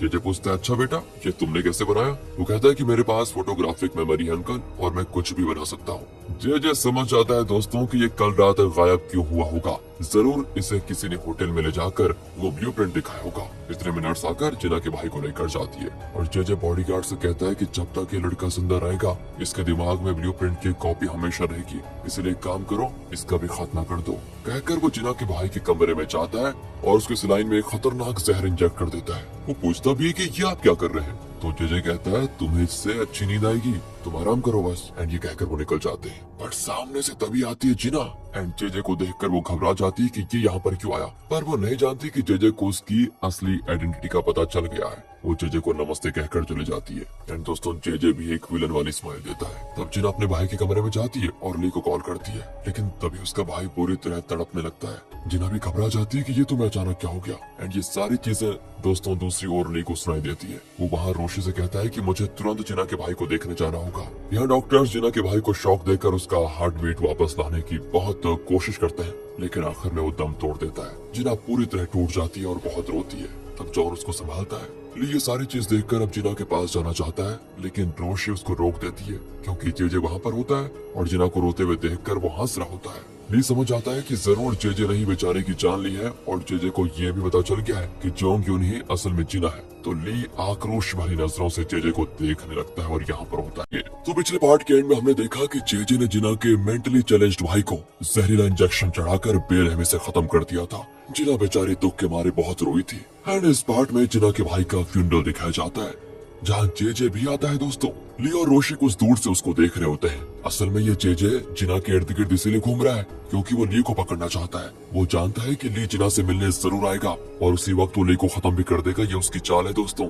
ऊपर से ली के पास ब्लूप्रिंट की कॉपी भी है जिसे वो डिस्ट्रॉय करना चाहता है। तो वो भी फ्यूनरल हॉल में आकर जिना के भाई को श्रद्धांजलि देने की एक्टिंग करने लगता है। कौन? अरे जेजे। दोस्तों उसको देखकर तो जिना का खून खौलता है क्योंकि हॉस्पिटल में उसके भाई को आखिरी बार यही देख कर गया था। वो जेजे से कहती है कि मेरे भाई की जब ऑटोप्सी रिपोर्ट आएगी ना तो पता चल जाएगा कि उसका कत्ल किसने किया था। एंड जेजे भी बड़ा न्यूट्रल होकर अपने बॉडीगार्ड से कहता है कि उस लड़के को तो हार्ट अटैक हुआ था ना। जिना कहती है मेरे भाई के हार्ट में कोई प्रॉब्लम नहीं थी समझे, अचानक उसकी जान गई और मैं जानती हूँ कि किसी ने उसको जहर देकर मारा है। तभी दोस्तों वहाँ पर एक पुलिस ऑफिसर आता है जो ग्रे के हाथ में हथकड़ी पहनाकर कहता है उस लड़के के कत्ल के लिए तुम्हें अरेस्ट कर रहा हूँ मैं। एंड फिर वो जिना को भी अरेस्ट करने आता है। तो जॉन कहता है कि ये क्या बेहुदा मजाक है, मैं एक लॉयर हूँ और तुम ये बताओ कि जिना पर केस क्या है। पुलिस ऑफिसर कहते हैं अच्छा तो तुम वो लॉयर हो। मैं तुम्हें भी अरेस्ट करता हूँ। दोस्तों यहाँ पर ये जेजे पता नहीं क्या करना चाह रहा था। वो हंसकर कहता है कि उन्हें छोड़ दीजिए, बस उनका फोन चेक कर लीजिए। पुलिस ऑफिसर भी उनका फोन चेक करके जेजे से कहता है इसमें कोई ब्लूप्रिंट नहीं है। मतलब दोस्तों साफ पता चलता है कि जेजे के कहने पर ही ये पुलिस वाला यहाँ पर आया है। ये सारी चीजें होते हुए देखकर एंड्रयू समझ जाता है कि जिना के भाई को जेजे नहीं मारा होगा। तभी जेजे एंड्रयू से कहता है कि आगे से तुम जरा सावधान रहना। दोस्तों अब जिना को भी पता चल जाता है कि इन सब में एंड्रयू का भी हाथ है। दूसरी ओर पैनी ली के बारे में सोच रही होती है। उसका असिस्टेंट कहता है कि तुम्हें बॉस बुला रहे हैं। पैनी कहती है कि तुम और कितने साल बॉस के लिए काम करने वाले हो, चलो ये सब छोड़कर हम कहीं चले जाते हैं। लेकिन वो तो कहता है कि मरते दम तक हम यहाँ से कहीं नहीं जा सकते, इसलिए सपने देखना बंद कर दो और आइंदा कभी बॉस को छोड़कर जाने की बात तो मुझसे करना ही मत। दोस्तों ये सारी चीजें सीसीटीवी के जरिए जेजे देखता है और बॉडीगार्ड से कहता है कि तुम पैनी के साथ मेरी मीटिंग अरेंज करो। तभी एंड्रयू जेजे से पूछता है क्या सच में आपने जिना के भाई को मारा है? पर जेजे बात को घुमा फिराने लग जाता है और पूछता है क्या तुम जिना से प्यार करते हो? वैसे अरे उसे अपने मन से निकाल दो, तभी तुम लाइफ में आगे बढ़ोगे। एंड्रयू को दोस्तों यहाँ पर बर्दाश्त नहीं होता। वो चिल्ला देता है कि मेरा और आपका सिर्फ बिजनेस का रिश्ता है, मेरी पर्सनल लाइफ में दखल देने का आपको कोई हक नहीं है, समझे? ये कहकर वो गुस्से में चला जाता है। एंड जेजे भी सोच लेता है कि लगता है इसे भी कहीं ठिकाने लगाना होगा। यहाँ दिखाते हैं दोस्तों चेयरमैन के घर पर सभी ब्रेकफास्ट कर रहे होते हैं। मोजो भी वहाँ पर होता है और चेयरमैन की वाइफ उससे कहती है आज चेयरमैन ऑफिस आने वाले हैं, पर तुम उनका पूरा ध्यान रखना अच्छे से, और हाँ उनके मेडिसिन टाइम पे दे देना उनको, ताकि वो जल्दी अच्छा हो जाए। पर दोस्तों असल में तो ये चेयरमैन की वाइफ का षड्यंत्र है, क्योंकि उसी मेडिसिन से चेयरमैन धीरे धीरे मर रहा है, किसी को कुछ पता नहीं। अब चेयरमैन नाथन से कहता है कि आज से तुम फिर ऑफिस आना शुरू कर दो। बस दोस्तों ये सुनकर तो नाथन सातवें आसमान पे पहुंच जाता है और कहता है मैं जरूर आऊंगा पापा, और आपको दिखा दूंगा कि मैं कितना बढ़िया काम कर सकता हूँ। इसके बाद चेयरमैन अपनी कार में ऑफिस के लिए निकल जाता है। एंड दोस्तों तब मोजो कहता है मिस्टर नाथन आप इस तरफ आइए जरा। पर नाथन कहता है कि मेरा नाम क्यों ले रहे हो, मैं इस कंपनी का सीईओ हूँ, समझे? लेकिन मोजो कहता है आपको उस पोजीशन से निकाल कर मैनेजमेंट डिपार्टमेंट में डाल दिया गया है, इसलिए आप सिर्फ उस डिपार्टमेंट को संभालेंगे। तभी चेयरमैन की वाइफ भी कहती है ये तुम क्या कह रहे हो, मेरे बेटे को सीईओ की पोस्ट से क्यों हटाया? पर नाथन कहता है शांत रहो मम्मी, मैं वहाँ काम कर लूंगा और अपनी मेहनत से सीईओ बनूंगा। इसके बाद ऑफिस जाकर उसे कुछ अता पता तो होता नहीं कि उसे कहाँ जाना है, क्या करना है, वो यूं ही घूम रहा होता है। तब उसे ली का कॉल आता है और वो कहता है अरे चैंग तुम, मुझे पता था तुम मुझे जरूर कॉल करोगे, वैसे तुम हो कहाँ पर? तुम जरूर मुझे उस ब्लूप्रिंट के बारे में बताना चाहते हो, राइट? ली कहता है कि हाँ तुम मुझसे मिलने अकेले में आना। ये भी कह देता है नाथन कि हाँ मैं जरूर आऊंगा, तुम पहले पता तो भेजो, मैं बहुत तेजी स्पीड में वहाँ पर पहुँच जाऊंगा। दोस्तों ये कहकर वो चिल्लाने लगता है कि मेरी लॉटरी लग गई, और इसको सुनकर एक लड़की घबरा जाती है कि ये जरूर पागल हो गया है। इसके बाद नाथन ली की बताई जगह पर पहुंच जाता है। उसको देखकर रोशी ली को बताती है वो पागल आ गया है, तुम भी आ जाओ। एंड फिर आता है ली और उसे अपने मोबाइल पर उस ब्लूप्रिंट का फोटो दिखाता है और कहता है कि इसका ओरिजिनल जेजे के पास है, जो एंड्रयू के साथ मिलकर तुम्हें डोडो ग्रुप से बाहर करने का प्लान बना रहा है। जेजे ने जिना के भाई का कत्ल भी किया है। अगर तुम्हें डोडो ग्रुप में बने रहना है और ये ब्लूप्रिंट तुम्हें चाहिए तो तुम्हें जेजे के खिलाफ कोई न कोई सबूत लाना पड़ेगा, वरना इस ब्लूप्रिंट को तुम भूल ही जाओ। ऐसा कहकर दोस्तों ले चला जाता है। अब नाथन को थोड़ी टेंशन होती है कि ये जेजे न जाने और कितने कांड करेगा, मुझे डोडो ग्रुप से बाहर करेगा, वो भी एंड्रयू के साथ मिलकर। देखता हूँ जरा इनको। तो दोस्तों वो अपने मोबाइल पर रिकॉर्डिंग ऑन करके जेजे से मिलने जाता है और पूछता है क्या आप और एंड्रयू मुझे डोडो ग्रुप से निकालने का प्लान बना रहे हैं? जेजे तो समझ जाता है कि ये जरूर ली से मिल गया होगा। पूछता है क्या तुम ली से मिले थे? नाथन भी कहता है कि हाँ। नाथन आगे पूछता है कि आपने जिना के भाई का कत्ल क्यों किया, ये बताइए। अब बताओ यार, इसको इतना डायरेक्टली पूछेगा तो जेजे को शक होगा ही। वो अपने बॉडीगार्ड को इशारा करता है कि इसको चेक करो पहले। एंड वो नाथन को पकड़कर चेक करता है तो उसका मोबाइल मिलता है जिसमें रिकॉर्डिंग चल रही है। फंस जाता है बेचारा। जेजे अब उसको कहता है कि बेटा तुम जैसा पागल मैंने कहीं नहीं देखा, सच बताओ तो तुमने ली के पेरेंट्स को मरवाया और वो तुमसे बदला लेने के लिए आया है, और तुम उसकी बात पर विश्वास करके मेरे खिलाफ एविडेंस जुटाने की कोशिश कर रहे हो, ये क्या है? लेकिन दोस्तों नाथन उसकी इन सारी चीजों का जवाब नहीं देता, बस उसका कोट पकड़कर कहता है कि तुम्हारी हिम्मत कैसे भी इस एंड्रयू को मेरी जगह पे लाने की, तुम मुझे वो ब्लूप्रिंट दे दो वरना बहुत बुरा होगा। पर कहाँ यार, बॉडीगार्ड उसे पकड़ लेते हैं कस के वो भी, और तब जेजे जी भर के उसको मारता है और कहता है तुम एक नंबर के बुज़दिल हो। क्या बुज़दिल? पता है तुम्हें, तुम लाइफ में कुछ नहीं कर सकते, तुम एक लूजर हो। नाथन कहता है कि तुम इसीलिए इतना कर रहे हो ना क्योंकि नील तुम्हारी साइड पर है, पर शायद तुम भूल गए कि वो मेरे मामा है और वो तुमसे ज्यादा मुझे सपोर्ट करेंगे। फिर तुम मेरा गेम देखो किस तरह मैं धमाका करता हूँ। और इस तरह उसको धमका कर नाथन चला जाता है। इसके बाद वो करता है ली को कॉल और झूठ बोलता है कि मैंने जेजे के मुंह से कबूल करवा लिया है कि उसी ने जीना के भाई को मारा है और वो रिकॉर्डिंग मेरे पास है। तुम मुझे बस ब्लूप्रिंट भेजो, फिर मैं तुम्हें रिकॉर्डिंग भेज दूंगा। देख रहे हो दोस्तों इसकी चाल। पर ली कोई ऐसा वैसा थोड़ी है, वो तुरंत उसका झूठ पकड़ लेता और कहता है देखो ये बच्चों के लेवल वाला ड्रामा ना मेरे साथ मत करो। जब सच में एविडेंस जुटा लो तो फोन करना, वरना उस ब्लूप्रिंट को तो भूल ही जाओ। कहकर वो कॉल काट देता है। नाथन में तंग आ जाता है कि सब मेरा झूठ पकड़ कैसे लेते हैं यार। दूसरी ओर दोस्तों बॉस पेनी से ली के बारे में पूछता है, पर कहाँ वो भी झूठ बोलती है कि अब तक ली का कुछ पता नहीं चला। बॉस कहता है कि तुमने ठीक ही कहा था, मुझे पहले ली को अपनी गैंग में ले लेना चाहिए था, वो हमारे बहुत काम आ सकता था। पर खामखा उसे मारने की कोशिश करके मैंने बहुत बड़ी गलती कर दी।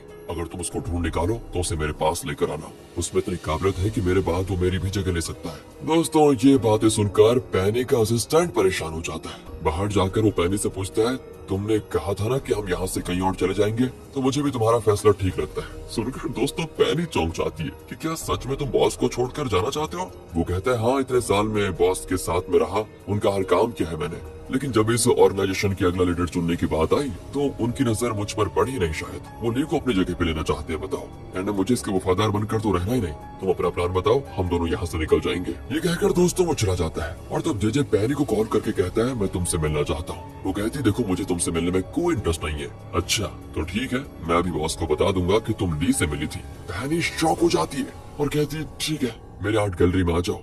गैलरी में आकर वो कहता है देखो मैं जानता हूँ तुम बॉस के लिए काम करती हो, लेकिन उसके चंगुल से बचकर कहीं और चैन से जीना भी चाहती हो, और मैं तुम्हें उसके लिए एक मोटी रकम भी दूंगा, पर बदले में तुम मुझे प्रॉमिस करो कि ली के पास जो ब्लूप्रिंट है उसे बॉस कभी हासिल न कर पाए। बस ये काम कर दो, वरना मैं बॉस को तुम्हारे छूट के बारे में सब बता दूंगा, फिर सोच लेना तुम्हारा क्या होगा। अब दोस्तों पेनी भी सोच लेती है कि ली तो उससे मिलने से रहा, तो जेजे का ये ऑफर लेना ही समझदारी है, इसलिए वो मान जाती है।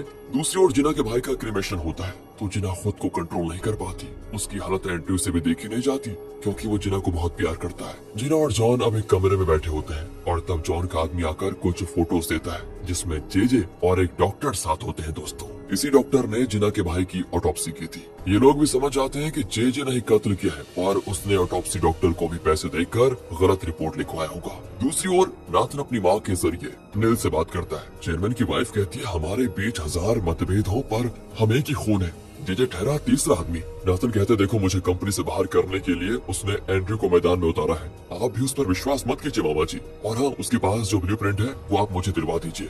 दोस्तों अब नेल भी अपनी बहन के बेटे के लिए ये सब करने का फैसला कर लेता है क्योंकि आखिर है तो एक ही खून वो। तो वो जेजे से मिलता है और कहता है तुमने उस ब्लूप्रिंट को एंड्रयू के हाथ में देकर ठीक नहीं किया। चेयरमैन को एंड्रयू पर पूरा भरोसा हो चुका है, इसलिए तुम एंड्रयू पर विश्वास ना करो तो अच्छा ही होगा। एंड्रयू तुम्हें कब धोखा देगा ये कोई नहीं कह सकता, इसलिए तुम वो ब्लूप्रिंट नाथन को दे दो और नाथन के साथ मिलकर काम करो। अब जेजे भड़क जाता है दोस्तों कि मैंने कितनी मेहनत की है, कितना वक्त लगाया है इस पूरे प्लान में, और आप है कि झट से ब्लूप्रिंट को उस लूजर के हाथ में देने को कह रहे हैं। नहीं मैं उसे कभी नहीं दूंगा। यहाँ दोस्तों नेल जेजे को लगभग धमका कर जाता है कि चुपचाप मेरा कहा मानो वरना अंजाम बहुत बुरा होगा।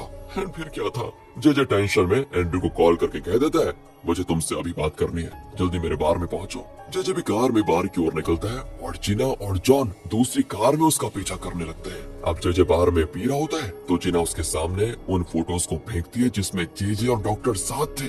अब जेजे की हालत खराब, वो चौंक जाता है। जिना कहती है वाह तुम क्या सोचते हो कि मैं कुछ नहीं जानती, ये प्रूफ तो सिर्फ एक शुरुआत है और मैं ये साबित करके दिखाऊंगी कि तुमने मेरे भाई का कत्ल किया है। तुमने जो जुर्म किया है ना उसकी बहुत बड़ी सजा तुम्हारा इंतजार कर रही है। कहकर दोस्तों वो जाने के लिए मुड़ती है तो वहाँ पर एंड्रयू आ जाता है। जिना उससे कहती है कि सच बताओ तो मैंने कभी नहीं सोचा था कि तुम इतना नीच काम करने पे उतर आओगे और इसके साथ मिलकर मेरे भाई का कत्ल करवाओगे, और मैं तुम्हारा मुंह तक नहीं देखना चाहती। इतना कहकर वो गुस्से में चली जाती है। एंड्रयू भी टूट जाता है और उन फोटोज को देखकर कहता है तुम बहुत बड़ी गलती कर रहे हो जेजे। जेजे कहता है उस लड़की के लिए तुम मुझसे बदला लोगे क्या। एंड्रयू कहता है कि जिना के लिए मैं कोई भी हद पार कर सकता हूँ, तुमसे बदला क्या तुम्हें मार भी सकता हूँ। कहकर दोस्तों वो जिना को दिलासा देने जाता है। तो क्या था फिर, जेजे अपने बॉडीगार्ड से कहता है कि इसने खतरनाक मोड़ ले लिया है, अब ये मुझे ही अपना दुश्मन समझने लगा है, इसका अंत करना ही पड़ेगा। एंड्रयू आके जिना से कहता है कि प्लीज मेरा विश्वास करो, मुझे नहीं पता था कि ये जेजे ने तुम्हारे भाई का कत्ल किया है, अगर मुझे पता होता तो क्या मैं उसको नहीं रोकता। तुम जेजे से बदला लेने के लिए मेरा इस्तेमाल कर लो, मैं तुम्हारे लिए कुछ भी करने को तैयार हूँ, पर प्लीज मुझ पर विश्वास करो तुम एक बार। दोस्तों जिना बिना कुछ कहे चली जाती है।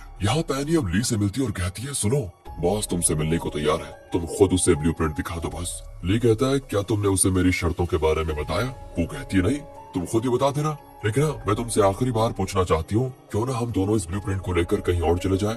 हम चैन से वहाँ जी लेंगे।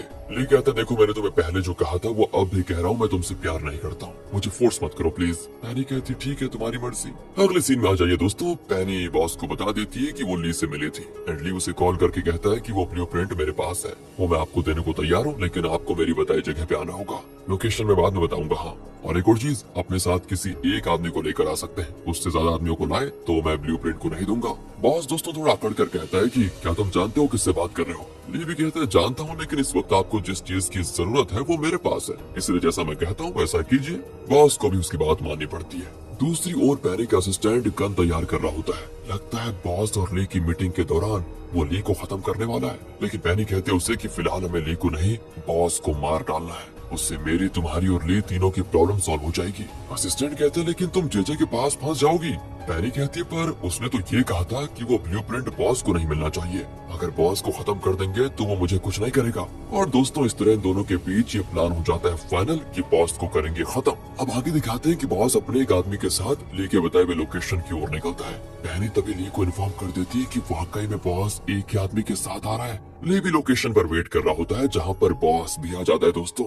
एंड कुछ देर के बाद पैनी और उसका असिस्टेंट गन के साथ तैयार खड़े होते हैं। ली बॉस से कहता है कि वादा निभाना तो कोई आपसे सीखे हुआ। बॉस कहता है मैं वादे का बहुत पक्का हूँ। तो कहाँ है वो ब्लूप्रिंट? ली दोस्तों मोबाइल फोटो का प्रिंट आउट लाया था। वो कहता है कि मेरे पास यही है, ओरिजिनल तो जेजे के पास है। यही नहीं, इस वैक्सीन फॉर्मूले का ओनर यानी वो सेंटेंस डेविड, उसे भी जेजे ने मार डाला और मुझे उस केस में फंसा दिया। अब बॉस कहता है कि एक बात बताओ, सिर्फ इस कागज के टुकड़े के बल पर मैं तुम पर विश्वास कैसे कर लूं? ली कहता है कि मैं अभी साबित कर सकता हूँ कि सच क्या है। तो वो जेजे को कॉल लगाकर स्पीकर ऑन कर देता है और कहता है सुनो जेजे, तुम्हारी शामत आ रही है, बता दो तुम्हें, बॉस तुम्हें खत्म करने के लिए निकल चुका है अभी। एंड जेजे कैजुअली कहता है अच्छा मुझे उल्लू बनाना चाहते हो तुम? मैं कल ही जेराल्ड से मिला था, उसने तो साफ बता दिया था कि ऐसा कुछ भी नहीं है। लेकिन दोस्तों अब ली उसको थोड़ा चिढ़ाने के लिए कहता है तुमने डेविड का कत्ल करवाकर उसका इल्जाम मुझ पे लगाया ना, लेकिन मैं खुद को बेगुनाह साबित करके रहूंगा और तुमसे बदला भी जरूर लूंगा। और यहाँ जेजे कहता है तुम मेरा कुछ नहीं बिगाड़ सकते समझे, तुम खुद ही कुछ दिनों के मेहमान बचे हो, तुम्हारा आखिरी समय पास आ चुका है। एंड ये कहकर वो कॉल काट देता है। ये सारी बातें सुनकर बॉस शॉक हो जाता है और उसे ली की बातों का यकीन हो जाता है। वो पूछता है कि तुम्हारी क्या डिमांड है? सिर्फ यही ना कि मैं तुम्हें डेविड के कत्ल के केस से बाहर निकालूं और वैक्सीन फॉर्मूला से जो मुनाफा मिलेगा उसमें तुम्हें शेयर दूं। ली कहता है कि हाँ यही है मेरी शर्त है। बॉस कहते हैं तो फिर मंजूर है, पर मेरी एक डिमांड है कि तुम मेरे ऑर्गेनाइजेशन को ज्वाइन कर लो। ली पूछते हैं आप मुझे अपना गुंडा बनाना चाहते हैं क्या? वो कहते नहीं, तुम मेरे राइट हैंड बनोगे, मेरी ताकत बनोगे तुम। अब ये सुनकर ली शॉक हो जाता है। तो दोस्तों वहाँ पैनी का असिस्टेंट बॉस के सीने पे एम करके रेडी होता है, लेकिन अचानक गन को ली की तरफ मोड़कर ट्रिगर दबाने लग जाता है। एंड पैनी जोर से चिल्लाती है और यहाँ पर होगा। तो पिछले पार्ट के एंड में हमने देखा कि ली और बॉस एक जगह पे मिले और पैनी और उसके असिस्टेंट के प्लान के मुताबिक असिस्टेंट बॉस पर गन एम करके खड़ा था, लेकिन अचानक उसने अपना एम ली पर शिफ्ट किया और ट्रिगर को दबाने लगा। इस पार्ट की शुरुआत में दिखाते हैं कि असल में जब असिस्टेंट बॉस पर एम कर रहा था ना, तो ली ने बॉस के कुर्ते पर गन का लेजर पड़ते हुए देख लिया था और उसे भनक लग चुकी थी कि यहाँ पर कुछ होने वाला है। यही नहीं, जब असिस्टेंट ट्रिगर दबाने लगा था तो उसकी आवाज ली के कानों में पकड़ गई थी, क्योंकि आपको तो पता ही है ली के कान कितने तेज है। उसके बाद ली ने एक सेकंड भी नहीं सोचा और सीधे बुलेट के रास्ते में आ जाता है। गोली ली के सर के साइड से लगकर निकल जाती है और ली हो जाता है बेहोश। अब सभी घबराकर ली को कार की ओर लेकर जाते हैं, लेकिन असिस्टेंट कार की ग्लास को शूट करके बॉस को खत्म करने की कोशिश करता है। पहले कहती है बंद करो, हमारा ये अटेम्प्ट फेल हो चुका है, चलो यहाँ से। दोस्तों यहाँ पर ये असिस्टेंट एक और खतरनाक ट्विस्ट रिवील करता है। कहता है मैंने एक प्लान बी भी बनाया है, मैंने उस कार के नीचे बॉम्ब सेट किया था ताकि अगर शूटिंग नाकामयाब रही तो इस रिमोट बटन को दबाकर मैं उस बॉम्ब को ब्लास्ट करवा दूंगा। लेकिन बैनी कहती है अरे कार में ली है, प्लीज मत दबाओ। पर दोस्तों असिस्टेंट नहीं मानता और बटन को प्रेस करने वाला होता है कि पैनी उसे छीन कर फेंक देती है। असिस्टेंट अब उस रिमोट को ढूंढने लगता है तो पैनी बॉस को कॉल करके बता देती है कि कार से तुरंत बाहर निकलिए, उसके अंदर बॉम्ब है। बॉस हो जाता है शॉक, लेकिन इतने में असिस्टेंट रिमोट निकाल लेता है दोस्तों। लेकिन ये क्या, पैनी उस पर गन तान कर कहती है रिमोट फेंक दो वरना शूट कर दूंगी अभी के अभी। पर दोस्तों असिस्टेंट कहता है नहीं नहीं नहीं, मैं हम दोनों की भलाई के लिए तो ये कर रहा हूँ, एंड वो बटन दबा देता है, कार हो जाती है ब्लास्ट। इधर पैनी उसे शूट कर देती है और वो भी मर जाता है दोस्तों। लेकिन फिर पता चलता है कि जैसे पैनी ने बॉस को कॉल किया था तो वो सब उस कार से निकलकर दूसरी कार के पीछे आ गए थे और जिंदा बच गए। चलो बढ़िया हुआ। पैनी बॉस को कॉल करके कहती है कि सुनिए, मैंने अपने असिस्टेंट को मार डाला, उसने कार के नीचे बॉम्ब लगाया था और उसने आप पर शूट करने की कोशिश की थी और ली को गोली उसी की वजह से लगी। बॉस को भी शॉक पे शॉक लगता है। वो ली को कार में लेकर जा ही रहे होते हैं और बॉस शहर के बेस्ट डॉक्टर को कॉल करके अपने घर आने को कहता है। वो अपने ड्राइवर से कहता है कि तुम मीडिया में एक खबर फैला दो कि ली मर चुका है और ली की कद वाले किसी दूसरे की लाश का इंतजाम करो और हमें सबको विश्वास दिलाना होगा कि ली मर चुका है। मैंने जेराल्ड पर बहुत विश्वास किया लेकिन वो भी गद्दार निकला और जेजे के साथ मिलकर उसने मुझे धोखा दिया है। ध्यान रहे, उसे जरा भी शक नहीं होना चाहिए कि ली जिंदा है। दोस्तों अब वो बॉस के घर पहुंचते हैं जहाँ एक डॉक्टर ली का ट्रीटमेंट शुरू कर देता है और क्योंकि गोली सर के साइड पर लग कर निकली थी तो ली जिंदा बच गया। बॉस कहता है मुझे विश्वास नहीं होता कि तुम्हारा असिस्टेंट ऐसा कर सकता है। पैनी कहती है मुझे भी यकीन नहीं हो रहा है, शायद वो भी उस ब्लूप्रिंट के लिए ये सब कुछ कर रहा था। इतने में दोस्तों डॉक्टर आकर कह देता है कि ली जिंदा जरूर है लेकिन वो कोमा में चला गया। वो कब होश में आएगा ये फिलहाल तो कुछ नहीं कहा जा सकता। बॉस दोस्तों फिर से शॉक हो जाता है। यहाँ दिखाते हैं जिना और जॉन को वो टीवी में न्यूज देखते हैं कि ली और रोशी जिस कार में जा रहे थे उसका एक्सीडेंट हो गया है और दोनों जलकर मर गए। जिना की तो हालत खराब हो जाती है सुनकर, लेकिन ये खबर देखकर जेजे बहुत खुश होता है। वो जेराल्ड से पूछता है क्या ये सच है। वो भी कहता है कि हाँ दोनों मर चुके हैं, पर बॉडीगार्ड कहता है कि नहीं नहीं नहीं, जब तक हम ली की लाश को देख नहीं लेते हमें किसी की बात पर यकीन नहीं करना चाहिए।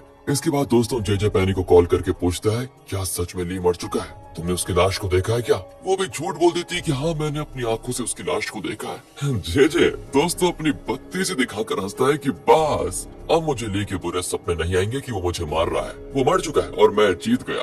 दूसरी ओर दोस्तों जिना हर हॉस्पिटल में जाकर अनआइडेंटिफाइड पेशेंट्स को देखने लगती है क्योंकि उसे अब भी यकीन है कि ली मरा नहीं। सच्चा प्यार है दोस्तों। अब एंड्रयू उससे मिलने आता है और कहता है मैं जानता हूँ तुम मुझसे नफरत करती हो लेकिन तुम ये एक्सेप्ट कर लो कि ली जिंदा नहीं है, उसकी तलाश करने से असलियत बदल नहीं जाएगी। वो बहुत ही इमोशनल होकर दोस्तों रोने लगती है और एंड्रयू के कंधे पर सर रख लेती है। ये सारी चीजें जेजे दूर से देखकर बड़ा खुश होता है लेकिन एंड्रयू पर उससे गुस्सा भी है कि वो मेरी बात नहीं मान रहा और गलत रास्ते पे जा रहा है। अब आ जाइए नाथन की तरफ। नाथन दोस्तों मैनेजमेंट डिपार्टमेंट में सबको पनिशमेंट दे रहा होता है और बिना वजह सब पर चिल्लाता रहता है। तब चेयरमैन मोजो से कहता है कि मैंने सोचा मैनेजमेंट में जाकर नाथन सुधर जाएगा लेकिन वो वहाँ पर भी अपने निकम्मेपन का प्रदर्शन कर रहा है। उसे एक अच्छा इंसान बनाने की जिम्मेदारी मैं तुम्हें सौंपता हूँ। तुम उसे डांटो, उसे मारो या उसकी कुटाई करो मैं नहीं जानता, लेकिन उससे मेहनत करवाओ और इस कंपनी का एक अच्छा एम्प्लॉय बनाकर मेरे सामने लेकर आओ उसे। मोजो भी मान जाता है दोस्तों और सीधे नाथन से कहता है तुम्हें मैनेजमेंट डिपार्टमेंट से भी निकाल दिया गया है और तुम यहाँ के हेड नहीं हो बल्कि एक मामूली कर्मचारी हो। कहकर दोस्तों वो नाथन को स्टोर रूम में लेकर जाता है। अब नाथन को उसकी बात माननी पड़ती है क्योंकि उसे कैसे भी करके अपने पापा के आगे खुद को प्रूव जो करना है। मोजो कहता है तुम्हें इस जगह की सफाई करनी है, सुना तुमने, सफाई ठीक है। दोस्तों क्या करे, अंदर से तो नाथन को मोजो से इतनी चिढ़न होती है लेकिन फिर भी उसका बताया वो हर काम उसको करना ही पड़ता है। दूसरी ओर फ्रेडी ने उस ब्लूप्रिंट को डिकोड करके वैक्सीन फॉर्मूले का इक्वेशन रेडी कर लिया है। इसलिए दोस्तों जेजे वहाँ पर आता है और बड़ा खुश होता है कि चलो सारा काम बहुत बढ़िया हो रहा है। एंडी उस ब्लूप्रिंट को देखकर पूछता है क्या आपने नई कंपनी शुरू कर दी है। जेजे कहता है कि हाँ और उसी के नाम पर मैं इस वैक्सीन का पेटेंट ले लूंगा, तो उसमें आप मुझे पार्टनर के तौर पर कब साइन करने जा रहे हैं। जेजे कहता है कुछ दिन रुक जाओ, तुम्हारी कंपनी के अगले शेयर होल्डर्स मीटिंग में मैं इसकी अनाउंसमेंट जरूर करूंगा। दोस्तों यहाँ पर एंडी उसकी बात का यकीन करके चला जाता है लेकिन उसके जाने के बाद जेजे अपने आप से कह लेता है कि बेटा तुमने मेरा विरोध करके बहुत बड़ी गलती कर दी है, उसकी सजा तो तुम्हें मिलेगी, तुम क्या सोचते हो है? दूसरी ओर दोस्तों नाथन खूब सफाई करता है और मोजो आराम से बैठकर सो रहा होता है। अब नाथन की तो हालत खराब हो जाती है। वो चिढ़कर उसके पास जाकर उसको डांटने ही वाला होता है कि तभी वो आंख खोलकर पूछता है कि तुम यहाँ पर क्या कर रहे हो। नाथन भी कहता है कि चेयर गंदा था ना, उसको साफ करने आया था। इसके बाद मोजो शेल्फ को चेक करता है जहाँ अभी भी धूल जमा है, तो वो नाथन से फिर वहाँ सफाई करवाता है। नाथन के गुस्से का ठिकाना नहीं होता और सफाई करते हुए वो सोच लेता है कि मेरा भी टाइम आएगा मोजो, तब देख लूंगा तुम्हें। इसी बीच दोस्तों उसको जेजे का कॉल आता है। अब नाथन खुश हो जाता है कि वो मुझे ब्लूप्रिंट देने के लिए बुला रहा होगा, तो वो जेजे से मिलने चला जाता है। वहाँ जेजे उसको एक कॉन्ट्रैक्ट देता है जिससे जेजे की वैक्सीन मैन्युफैक्चरिंग कंपनी में एंड्रयू की बजाय नाथन उसका पार्टनर होगा। दोस्तों देख रहे हो उसकी चाल। नाथन तो सोचता है कि ये सारी चीजें नेल के कहने पर हो रहा है, पर जेजे कहता है देखो मुझे तुमसे सख्त नफरत है, सच कह दूं तो, लेकिन फिलहाल तो मेरे पास और कोई रास्ता नहीं है, इसलिए शेयर होल्डर्स मीटिंग में मैं तुम्हें अपना पार्टनर अनाउंस करूंगा, तुम तैयार रहना। नाथन भी खुशी के मारे अपनी माँ को ये खुशखबरी देता है। एंड दोस्तों यहाँ एंड्रयू चेयरमैन से कहता है कि जेजे को ब्लूप्रिंट मिल गया है और वो अपनी नई कंपनी के नाम पर उस वैक्सीन का पेटेंट लेने वाला है और उसने मुझे अपने बिजनेस में पार्टनर बनाने का वादा किया है। ये सुनकर दोस्तों सभी शॉक हो जाते हैं। एंड्रयू कहता है आप ये मत सोचिए कि जेजे ने हमारे साथ क्या किया, ये बिजनेस है और बिजनेस में हमें अपने फायदे की सोचनी चाहिए। अगर मैं उसका पार्टनर बन गया तो डोडो ग्रुप को और आगे लेकर जा सकता हूँ, तो इसमें हर्जी क्या है। चेयरमैन पूछता है एक बात बताओ, तुम्हें यकीन है कि वो तुम्हें अपना पार्टनर बनाएगा भी? एंड्रयू कहता है कैसी बात कर रहे हैं, हाँ पक्का यकीन है मुझे। चेयरमैन भी थोड़ा खुश हो जाता है कि चलो ठीक है, तुम सोच समझ कर इतना कुछ कर रहे हो तो अच्छी बात है। अब दोस्तों मोजो से पूछता है जरा पता लगाओ मेरा पहला सुपुत्र क्या कर रहा है, यानी दोस्तों नाथन। मोजो कहते हैं मैंने उसको डिमोट कर दिया है और अब वो एक कर्मचारी है, सिर्फ कर्मचारी। चेयरमैन थोड़ा शॉक होकर पूछता है कि तुमने ऐसा क्यों किया? मोजो कहता है कि सर अब आप क्या कह रहे हैं, आपने तो कहा था उसके साथ जो करो करो और मैंने कई बार आपसे कंफर्म भी तो किया था। हाँ चेयरमैन कहता है हाँ अभी याद आया मुझे, न जाने क्यों मैं हर चीज को आजकल भूलने लगा हूँ। एक काम करो तुम उससे अच्छे से मेहनत करवाओ। दोस्तों ये कहकर वो चला जाता है। यहाँ मोजो थोड़ा शॉक सा हो जाता है कि चेयरमैन आजकल इतनी जल्दी बातें कैसे भूल रहे हैं। उन्होंने खुद नाथन से मेहनत करवाने को मुझे कहा था और पता नहीं क्या हो गया उनको। अगले दिन की बात है, शेयर होल्डर्स मीटिंग होती है जहाँ नेल भी आता है। तो चेयरमैन पूछता है कि यहाँ कैसे आना हुआ नेल तुम्हारा? तब चेयरमैन की वाइफ कहती है मैंने अपने शेयर्स अपने भाई नेल को दे दिए हैं। ओहो अच्छा, तो अब भाई बहन एक टीम हो गए, देखता हूँ ये कब तक चलता है, कहकर दोस्तों चेयरमैन अंदर चला जाता है। चेयरमैन फिर से एंड्रयू से पूछता है कि जेजे तुम्हें ही अपना पार्टनर बनाएगा ना, कहीं किसी और को तो नहीं बनाएगा? एंड्रयू कहता है कि फिक्र मत कीजिए पापा, वो मुझे पार्टनर बनाएगा। तो यहाँ चेयरमैन अनाउंस करता है कि हम एक नई कंपनी के साथ टाई अप करने जा रहे हैं जिनके साथ हम आज कॉन्ट्रैक्ट साइन करेंगे। एंड उसके बाद आता है जेजे, वो अनाउंस करता है कि आखिर वैक्सीन का फॉर्मूला हमें पता चल गया है और मेरी नई कंपनी उसे बनाएगी। उसके लिए मैं डोडो ग्रुप के एक ऐसे इंसान के साथ टाई अप करना चाहता हूँ जिसने मेरी बड़ी मदद की है और वो पार्टनर है नाथन। बस दोस्तों ये सुनकर एंड्रयू को लगता है धक्का कि मेहनत मैंने की और जेजे ने पार्टनर नाथन को बना दिया। नाथन तो बड़ा खुश होता है और वो कॉन्ट्रैक्ट साइन करना ही चाहता है, लेकिन तभी चेयरमैन बेहोश होकर गिर पड़ता है। उसे हॉस्पिटल लेकर जाते हैं। वहाँ नाथन तो एंड्रयू को इंसल्ट करने लगता है और तब चेयरमैन की वाइफ आ जाती है। वो अपने हिस्से का एंड्रयू को सुनाती है और अपने गार्ड से कहती है कि अब यहाँ सारे फैसले मैं लूंगी, आखिर मैं चेयरमैन की वाइफ जो हूँ, तुम लोग उस मनुष्य के बेटे को यहाँ से बाहर निकाल दो। दोस्तों ये लोग एंड्रयू को धक्के मार कर बाहर कर देते हैं। एंड्रयू अकेला बैठा ड्रिंक करता है और अपने पापा के साथ बिताए हुए वक्त को याद करता है। दूसरी ओर दोस्तों चेयरमैन की वाइफ ऑफिस जाती है और लगता है उससे भी पावर का लालच आ गया है और वो इस कंपनी को अपने हाथ में कैसे भी करके लेना चाहती है। अपना बड़ा सा पोस्टर देखकर वो बड़ी खुश होती है। ऑफिस में सब उसके आगे सर झुकाते हैं तो उसे बहुत ही अच्छा लगता है। तब वो नाथन से कहती है देख लो बेटा, जितनी जल्दी हो सके हमें इस कंपनी को पूरी तरह से अपने हाथ में ले लेना चाहिए, तब तक तुम्हें जो करना है वो कर लो। अब दोस्तों नाथन को मोजो से चिढ़ थी, ये तो आपको पता है, क्योंकि मोजो ने उसे कर्मचारी बनाकर कितना काम करवाया हमने देखा। इसीलिए अगली मीटिंग में वो मोजो पर कंपनी के पैसे ऐंठने का इल्जाम लगाकर नौकरी से निकाल देता है। एंड प्रूफ के तौर पर वो कुछ नकली कागज भी दिखाता है, लेकिन मोजो कहता है ये तो फर्जी है, मैंने ऐसा कुछ नहीं किया। पर दोस्तों वो कहाँ मानने वाला था नाथन, वो मोजो को काम से निकाल देता है। मोजो बेचारे की आंखें भर आती हैं क्योंकि उसने इस कंपनी के लिए कई साल काम किया था, वो इस कंपनी को अपना घर मानता था, लेकिन आज उसे यहाँ से निकाल दिया गया। एंड अब वो भी नाथन से बदला लेने की ठान लेता है। दूसरी ओर बॉस को दिखाते हैं, वो ली को चाइना ले जाकर कोई ट्रीटमेंट करवा रहा होता है। कई दिन बीत जाते हैं लेकिन ली को होश नहीं आता। रोशी उसकी बड़ी देखभाल करती है। बॉस से बहुत परेशान भी है क्योंकि वो ली को अपना वारिस मानने लगा था। अब यहाँ एंड्रयू को दिखाते हैं जो ड्रिंक कर रहा होता है, तो जेजे उससे बात करने आता है। जेजे कहता है कि तुम्हें मुझ पर गुस्सा आ रहा होगा ना कि मैंने तुम्हारी बजाय नाथन के साथ कॉन्ट्रैक्ट साइन किया, लेकिन क्या करो, तुम मेरे रास्ते पर चलने के बजाय उस लड़की की मदद करने पे तुले हुए हो। और बिजनेस में ऐसे इमोशन का कोई काम नहीं होता, सच बताऊं तो इसमें सिर्फ पैसे और पावर देखी जाती है। अब भी अगर तुम उस लड़की का ख्याल छोड़कर मेरे साथ आओगे तो मैं आराम से तुम्हें एक अच्छी पोजीशन दे सकता हूँ। पर दोस्तों एंड्रयू साफ कहता है कि मुझे तुमसे कुछ नहीं चाहिए। जेजे आगे कहता है सुनो, 1 साल में नाथन का कॉन्ट्रैक्ट खत्म हो जाएगा, फिर मैं तुम्हें वो कॉन्ट्रैक्ट दे दूंगा, पर तुम्हें जीना को छोड़ना होगा। एंड्रयू सोच में पड़ जाता है और यहाँ से सीधा कट करके दिखाते हैं कि वो जाता है जीना से मिलने के लिए। जीना सड़क पर नोटिस बांट रही होती है जिसमें ली की फोटो है। वो कहती है अगर इसे कहीं भी आप देखें तो इस नंबर पर इन्फॉर्म कीजिएगा।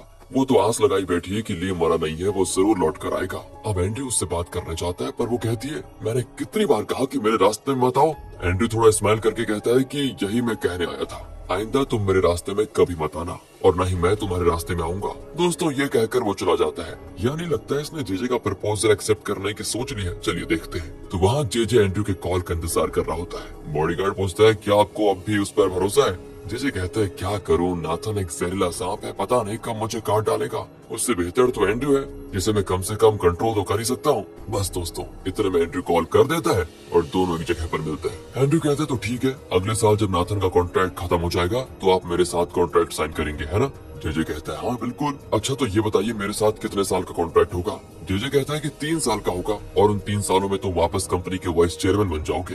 लेकिन दोस्तों एंड्रयू कहता है नहीं नहीं नहीं, मुझे 3 साल नहीं, मुझे 10 साल का कॉन्ट्रैक्ट चाहिए। मंजूर है तो ठीक है, वरना मैं वापस यूएस चला जाऊंगा। अब यहाँ दिखाते हैं तो कई दिन के बाद भी ली कोमा से नहीं निकला। एंड इसी बीच यहाँ जीना जेजे से बदला लेने के लिए लॉ बुक्स पढ़ती है और जॉन उसकी मदद करता है। दूसरी ओर रोशी बॉस से पूछती है कि अगर ली होश में आ गया तो क्या आप उसे अपना राइट हैंड बना लेंगे? वो कहता है कि मैं बूढ़ा हो चुका हूँ, इसलिए अब मुझे राइट हैंड मैन की जरूरत नहीं है, बल्कि मैं ली को इस ऑर्गेनाइजेशन का लीडर बना दूंगा। सुनकर रोशी शॉक हो जाती है। चलिए यहाँ से 1 साल के बाद का सीन दिखाते हैं कि एंड्रयू कहीं जाने के लिए बढ़िया तैयार हो रहा होता है। उसका असिस्टेंट आकर कहता है चलिए मिस्टर सीईओ, लगता है ये डूडो ग्रुप का नया सीईओ बन गया है। वो मीटिंग में कंपनी की तरक्की के लिए कई प्लान अनाउंस कर रहा होता है। दूसरी ओर जिना ने लॉ स्टडी कर लिया है और उसने जॉन के साथ मिलकर एक छोटा ऑफिस खोल लिया होता है। जिना सोचती है कि अगर ली होता ना तो ये सब कुछ देखकर कितना खुश होता। लेकिन दोस्तों अब पता चलता है कि ली तो अब भी कोमा में है और रोशी उसका बढ़िया तरीके से ख्याल रख रही होती है। वो उसका चेहरा साफ करके उठने वाली होती है। अचानक ली की आवाज आती है, पर्दे बंद कर दो, मेरी आंखों पे रोशनी पड़ रही है। रोशी एकदम से शॉक होकर मुड़ती है तो ली धीरे से अपनी आंखें खोलता है। यहाँ पर